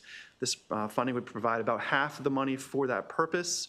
One of the considerations here, though, is that it is possible that Baltimore City could look at its operating budget as a way to fund this particular project. Instead of doing a capital kind of one-time investment, it could be done perhaps as a lease over a couple of years or as a software as a service proposal as well. That leads to a recommendation on the next page, on page 9, to reduce the funding for the Baltimore Aided Computer Dispatch System by the $8 million for the purposes stated. Now, we talked about the Budget Reconciliation and Financing Act for fiscal 2026. There's an identical provision for fiscal 2027 that would also switch the funding from $1.5 million in general funds to $1.5 million in Strategic Energy Investment Fund special funds for the Chesapeake Conservation and Climate Corps program. Personnel data is on the bottom of page 9. There's effectively no change in the agency's personnel complement. Moving to the first observation on page 11, this is the information about the Maryland Zoological Society. I'd like to point you to the Exhibit 4, talking about zoo attendance by visitor group.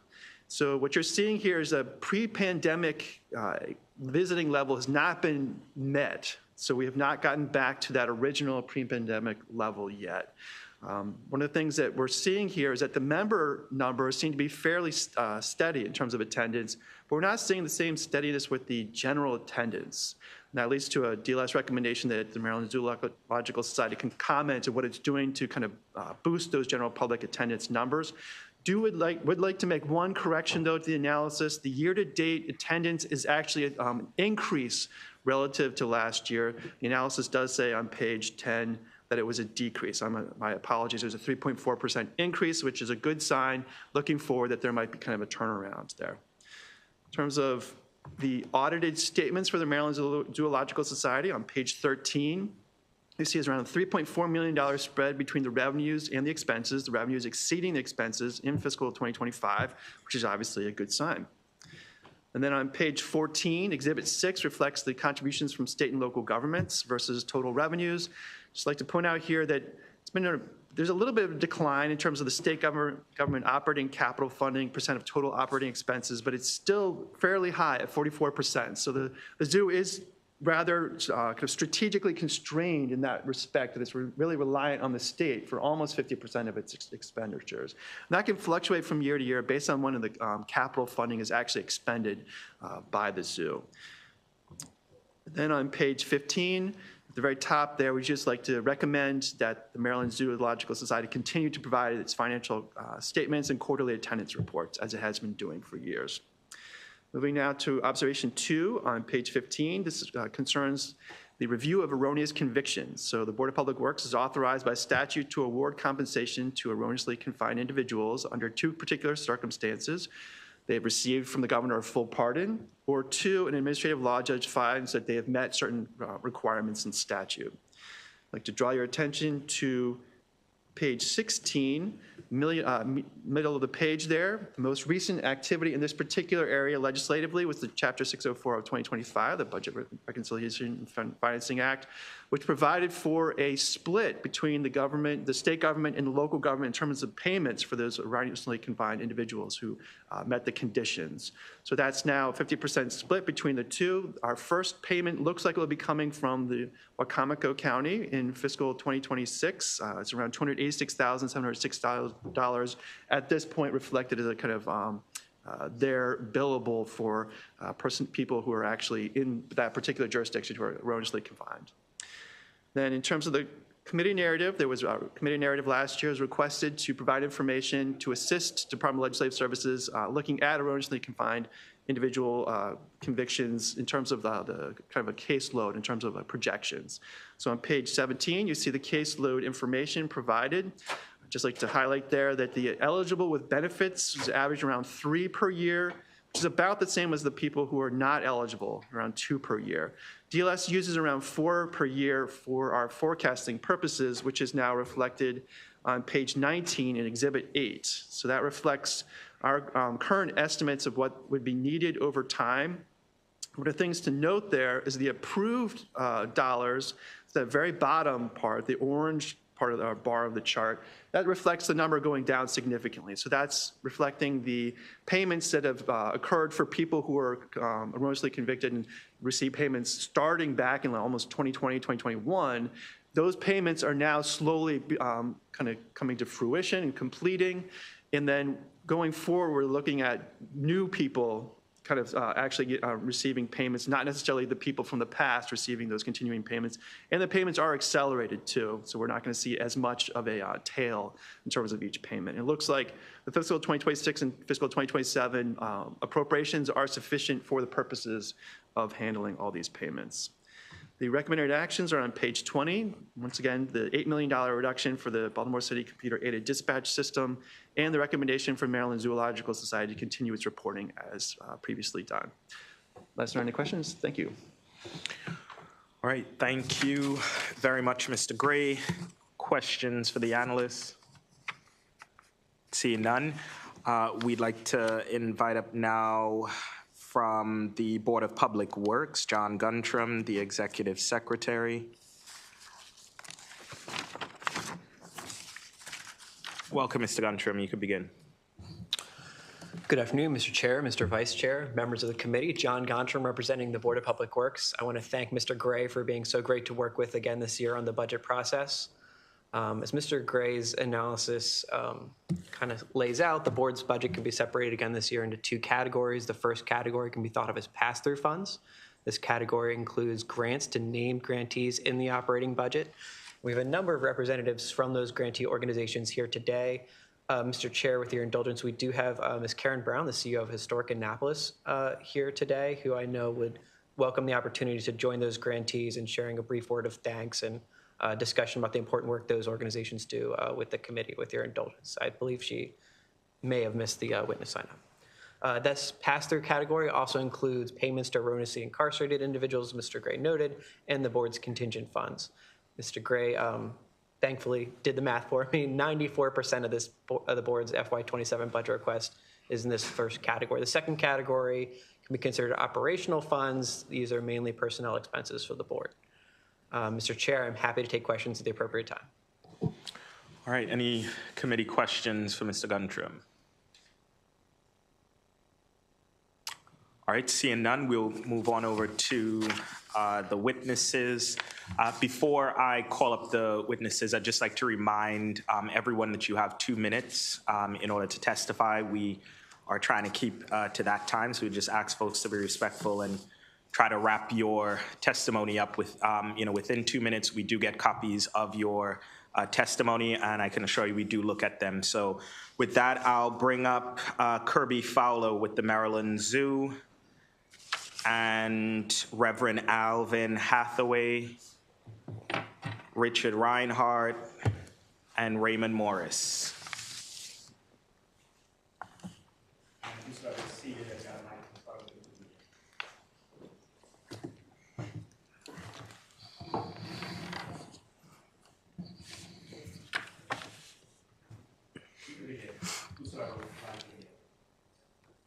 Why don't you guys go?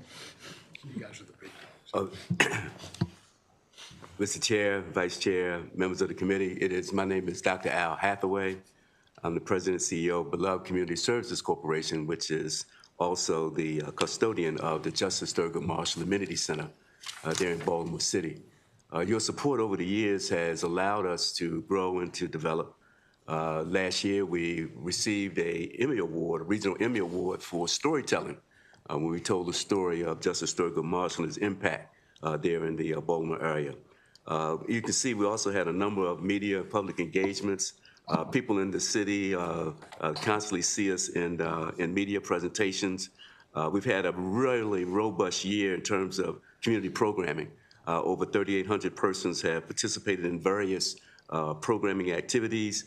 We've partnered with persons like Netflix. We've partnered with the Maryland Public Broadcast Station.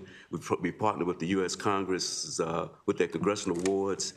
We have an annual event which is called the Justice Thurgood Marshall Lecture Series. And this year we had the former U.S. Solicitor General Elizabeth Perlogger there as our speaker.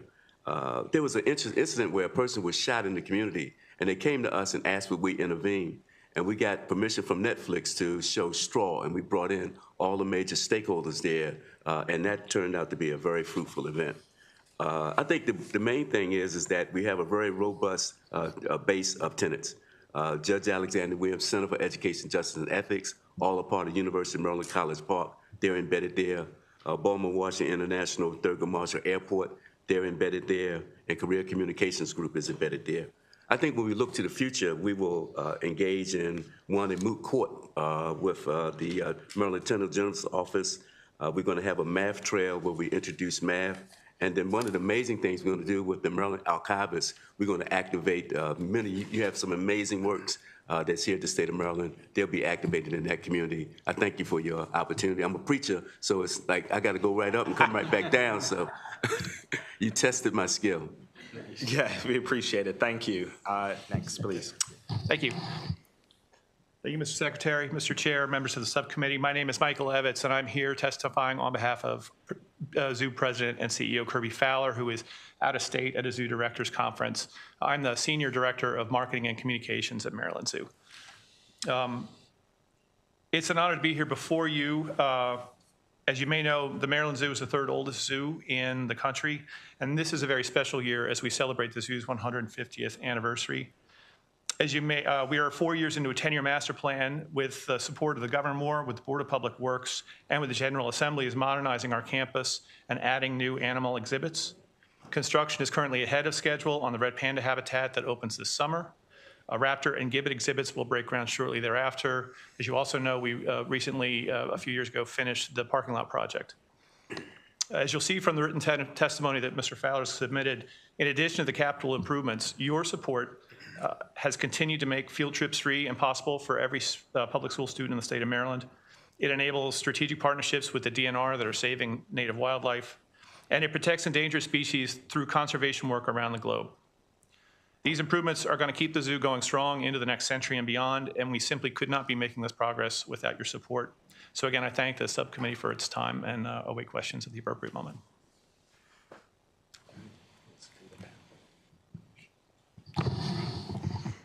Mr. Chairman, good afternoon. Mr. Vice Chairman, good afternoon, and members of the committee. Thank you for the opportunity to speak with you today. For the record, my name is Richard Reinhart with Percy Public Affairs. We have proudly been serving and representing the Western Maryland Scenic Railroad here in Annapolis for the last 8 years. With me today is Nikki Shields, the business director for the railroad, and to my far left is Mayor Ray Morse. They traversed all the way from Cumberland, from the snow and ice and the cold weather to see you all, to personally thank you for your ongoing continued support that you've been giving the Scenic Railroad over the years. I also like to thank the Executive Secretary, John Gontram, for his ongoing support and collaboration over the years.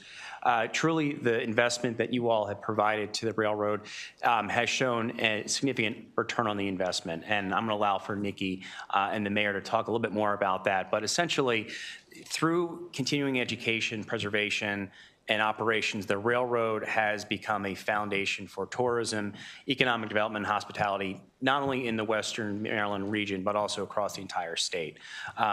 They have continued over the last 5 years under the leadership of the executive director, who apologizes who can't be here today. They have made record-breaking revenues. They have increased ridership. And even this past year, when we actually were seeing, folks and all of us kind of tightening our frugal belts a little bit, they actually saw an increase in ridership during the Polar Express. It's a testament to what they've delivered time and time again, year and year after. That wouldn't be possible was it for your support and the financial support that comes through this appropriations. The rising costs also conflate the issues, obviously, with trying to make sure an expensive tourism destination like that manage. So with the support and the supplemental funds that you're providing, it's helping continue the great work that is being delivered time and time again on a daily basis by the entire team. And it brings such a great destination, not only for Cumberland, but for Western Maryland. So with that, I just want to say thank you for the continued efforts and support. We'd love to see you come out sometime soon when it's less cold to enjoy the ridership and some of the great festivities that you and your families can participate in. With that, I'll open up. Do you have any questions for me? Thank you very much, Mr. Mayor. Thank you, and I'm Ray Morse. I'm the mayor of Cumberland. I'm also the vice president of the Western Maryland Scenic Railroad Board. So I'm here on dual roles. Don't worry, I'm an elected official, but I understand how to keep things short. I will apologize. Normally, Senator McKay comes, and obviously he is the eye candy of the group. As you all know, Senator McKay, he expresses that. Obviously, that is not me. Probably Rich. But honestly, I'm here just to thank you for your continued support of the Western Maryland Scenic Railroad. What you all have enabled us to do is absolutely fantastic. The Western Maryland Scenic Railroad is the premier attraction for the city of Cumberland and for the city of Frostburg. So we definitely appreciate that. As Rich said, we would love for you to come out. Hey, I know you all are tough people. You all don't need to wait till June or July to come out. You're welcome. You're welcome absolutely anytime to come out. And I think it's important that everybody understands that the Scenic Railroad truly is a community organization. You know, under the guidance of Wes Hines in the last few years, we've created pumpkin trains. We have ice cream trains. These are very affordable trains for the community, for our local community. And although Rich talks about the ridership of Polar Express being the best it ever has been, to be honest, this year, when we talk about affordability and how much things cost, the Western Maryland Scenic Railroad reduced their cost for a coach seat for Polar from $50 to $40. It's only through the funding that the Board of Public Works has given us in the past that we're able to do things like this for your community, for our community. So thank you very much. Thank you. Any questions, committee questions for the panel? Vice Chair, have you had one? Sure. Yes, I'm a Ravens fan. I'm sorry. Yeah. Good answer. I'll leave that part alone. I had a softball for you, but I'll leave that aside now. No, my question, Mr. Fowler from the zoo, correct? Mr. Evans representing Mr. Fowler. Sorry, forgive me, I appreciate it. So you mentioned at the end of your testimony that students come to the zoo and it's to no cost for the student and that we provide the funding for that. Do you know how much funding we provide?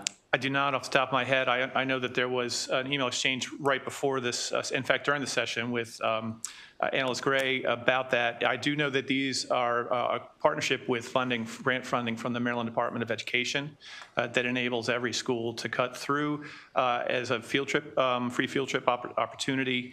But beyond that, it's a little above my pay grade. But I know that Mr. Fowler is addressing that. Okay, yeah. Also trying to figure out how many students visit the zoo each year with those funds. We can provide that information if it's not in his written testimony. Yeah. The goal, truthfully, just to be transparent, how do we get more of our students to go visit the zoo each year? Absolutely. I think the biggest limiting factor is transportation and distance to the zoo. Sure. I know that our facility attracts more people from within a 25-mile radius than the National Zoo does within its 25-mile radius. The National Zoo draws more people from outside a 35-mile radius, which suggests to me that they're seeing a lot of people who are visiting DC for other reasons and making the zoo part of their journey. And that also tells me that we're a home state zoo for people. We have a full-time crew that works with schools to make it easy. We have all the information, all the paperwork, all the guidance, all the pre-trip planning, all the resources available. We also have a Zoo to You program, which takes digital zoo visits to schools that are remote, a little farther away from us. But I do know that we have the numbers by county that we can share with you that show that the proximity effect is definitely real, but we're drawing from all 5 counties surrounding the city in good numbers. And as the head of marketing, I'm reaching extensively farther beyond into the Eastern Shore and into Western Maryland, beyond the DC suburbs, so that we remind people we're the zoo for the entire state of Maryland. We're also doing a number of things to make the zoo more affordable for visitors. We have, unlike Nashville, we have free parking. We have bundled all of the attractions, so the carousel, the train, into the price of admission, and our guests can bring in their own food. So we're trying to make this as an affordable a visit as possible for every family in Maryland.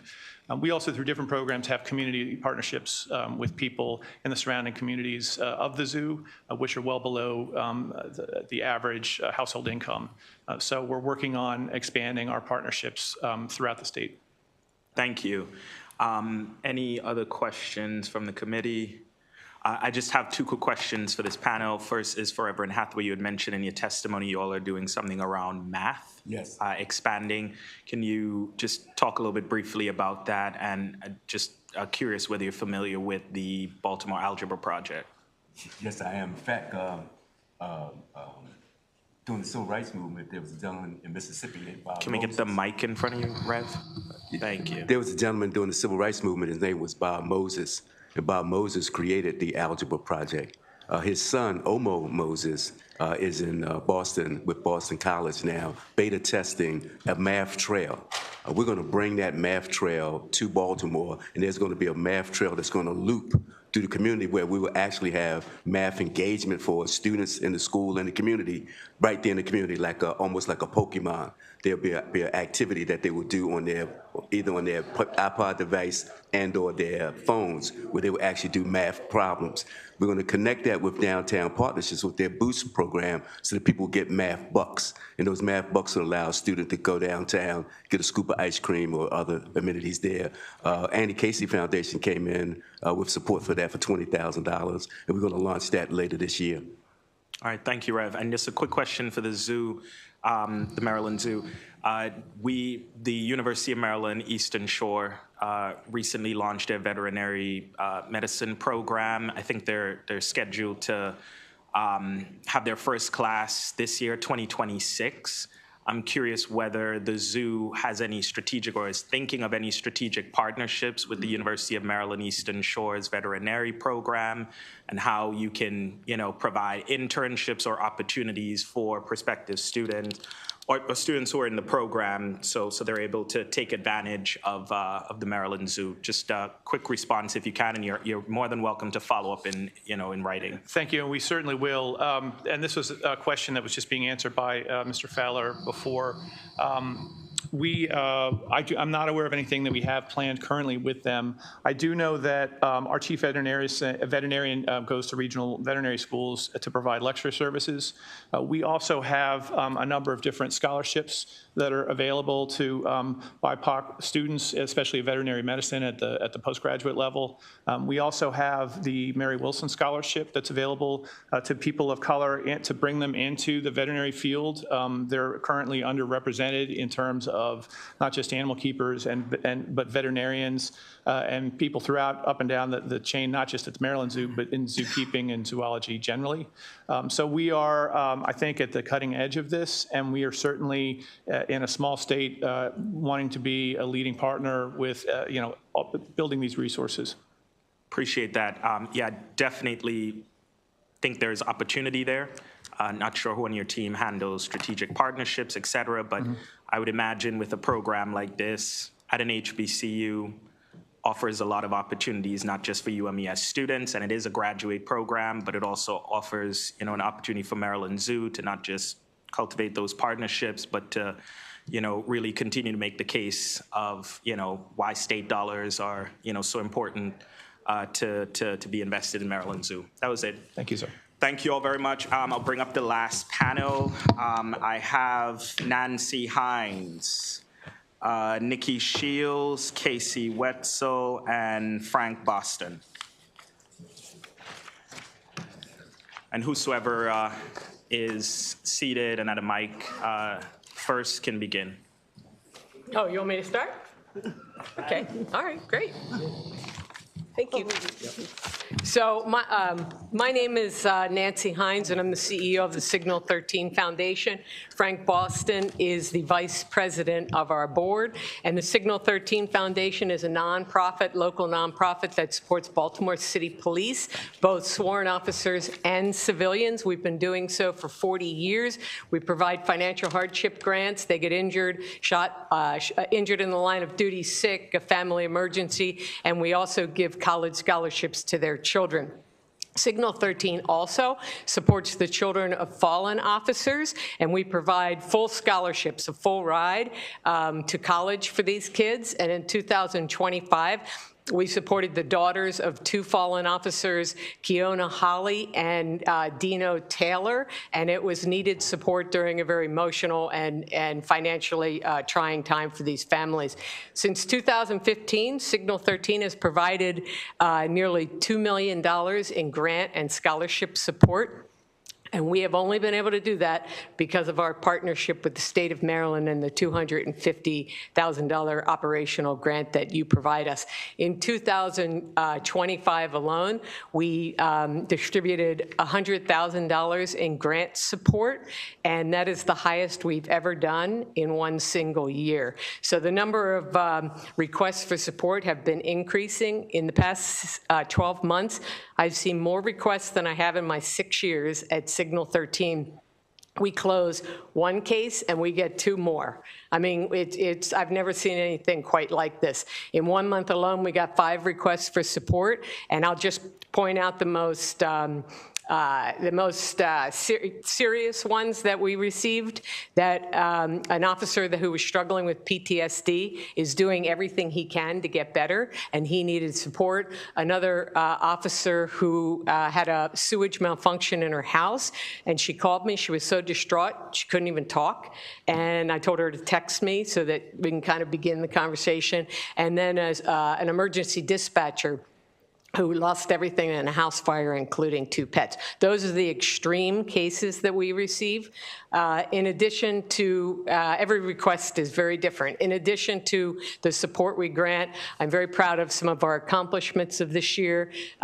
Signal 13, for the first time, co-hosted an award ceremony for police officers to recognize outstanding service.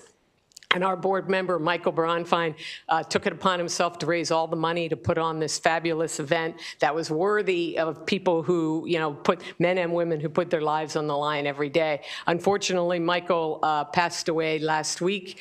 And I'm also very proud of our payroll deduction program that we put in place within the police department. So this allows officers and civilians to support Signal 13 more easily and give back to the organization that does so much for them. I have 2 police officers, Sergeant Isaac Carrington, who you might know, and Ken Ramberg, who helped me promote it to their colleagues because they benefited from Signal 13, and this is their way of giving back. So we've seen a 214% increase in participation in 9 months, which is great because these are the beneficiaries. These people who are donating are the beneficiaries of Signal 13, and they're helping us generate new revenue, which is very important. So they help us generate new revenue, and they're the beneficiaries of what we do. So thank you for your support.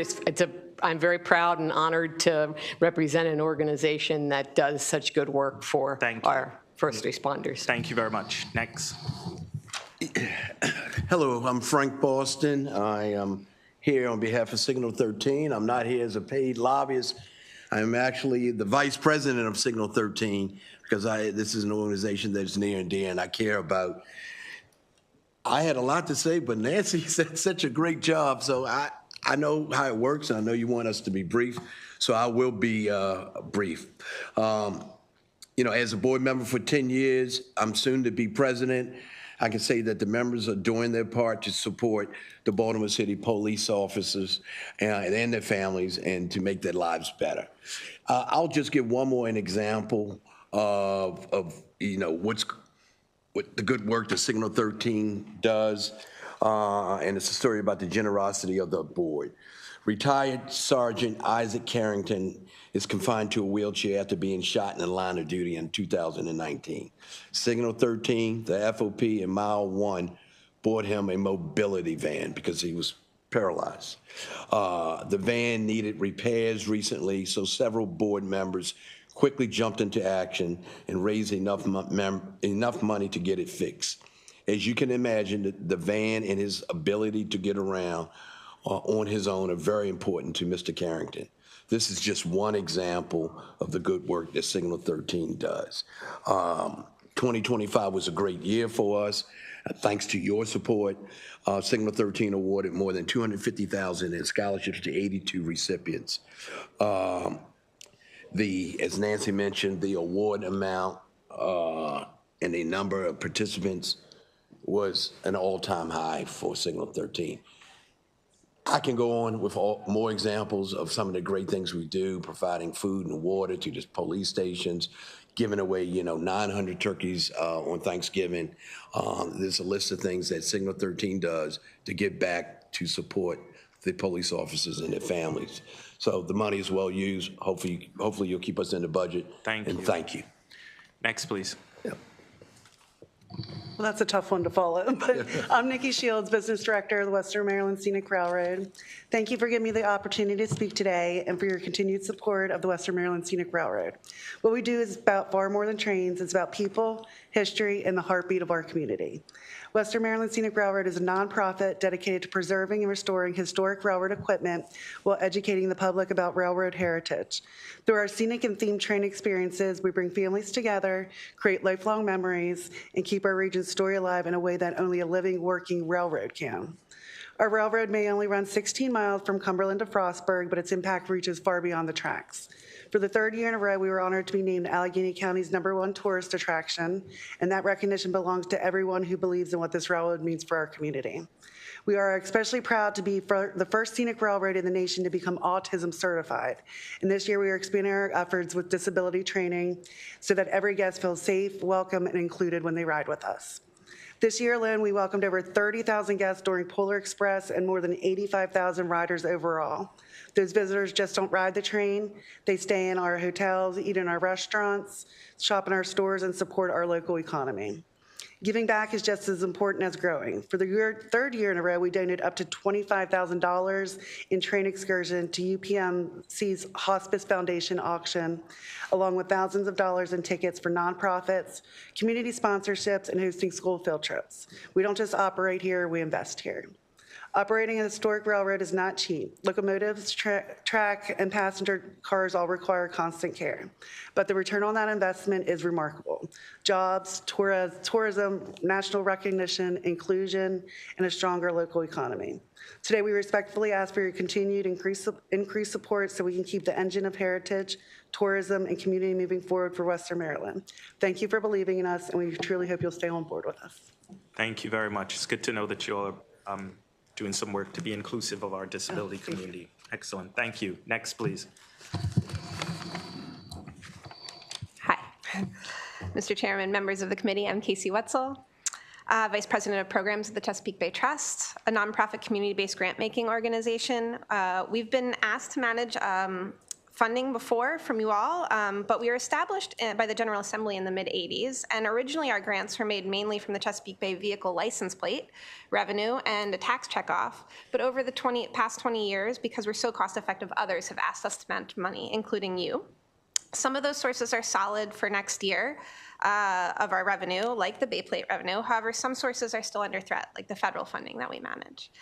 Some of the sources that we manage today, that are in your budget today and are under your purview are, if we have kept whole, counterbalance some of the threats at the federal level to things like urban trees work.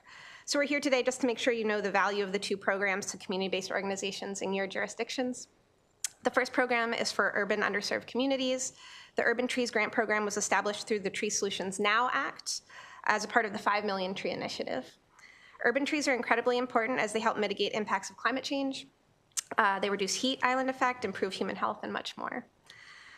We counterbalance what's going on at the federal level by obviously keeping this program whole and want to continue to see the increased tree canopy for public health purposes. The second pot of funds is for the very popular Thomas V. Mike Miller Jr. Chesapeake Conservation and Climate Corps, which was created in 2010 by Senate President Mike Miller and then bolstered by the Climate Solutions Now Act. This workforce development program is so popular that we always receive 2 to 3 times as many applications as we have funding available. The program places 50 young adults each year in a stipend-supported term of service that work on a variety of topics, like environmental education in Delegate Ivey's district, as well as energy, forestry, resilience, and many, many more host sites that provide mentorship to these young adults. We are now also partnering with the Department of Service and Civic Innovation as the climate option for their service year umbrella, allowing us to place an additional 30 young adults through the program each year. We're very proud of these incredibly important programs. We thank you so much, and Executive Secretary John Gontrim, thank you so much for your time and your support and all you do for the state of Maryland. Thank you all so much. Thank you so very much. Any committee, Vice Chair Ivey. Thank you, Mr. Chair, and more so a statement to Signal 13. Although he's not a lobbyist, he's doing a great job for you, so thank you for bringing him on and continuing to advocate. Mr. Boston, thank you very much for your time and your dedication there. I wanted to ask you, Ms. Casey. Yeah, no problem at all, sir, please. And thank you for your service. Ms. Wetzel, you mentioned that federal funds could be at risk. How much of your budget are you depending on federal funds for? So we passed, 30% of the funding we pass through is federal. We've lost a couple of those last year, and there's a couple that remain under threat. One of them is forestry related, and I'm happy to tell you more about that. When you say 30%, can you put a dollar number on it? So last fiscal year, we put out about about $10 million was federal that we put out. Yeah, sorry, the president of our organization is behind me. I apologize. Thank you, I appreciate it. And thank you for your dedication to Prince George's County and the 47th District. Thank We you. really appreciate it. Thank you, Mr. Chair. All right, thank you. Seeing no further questions, thank you all very much. Thank you to everyone that signed up to testify. This concludes our budget hearing, and have a great afternoon.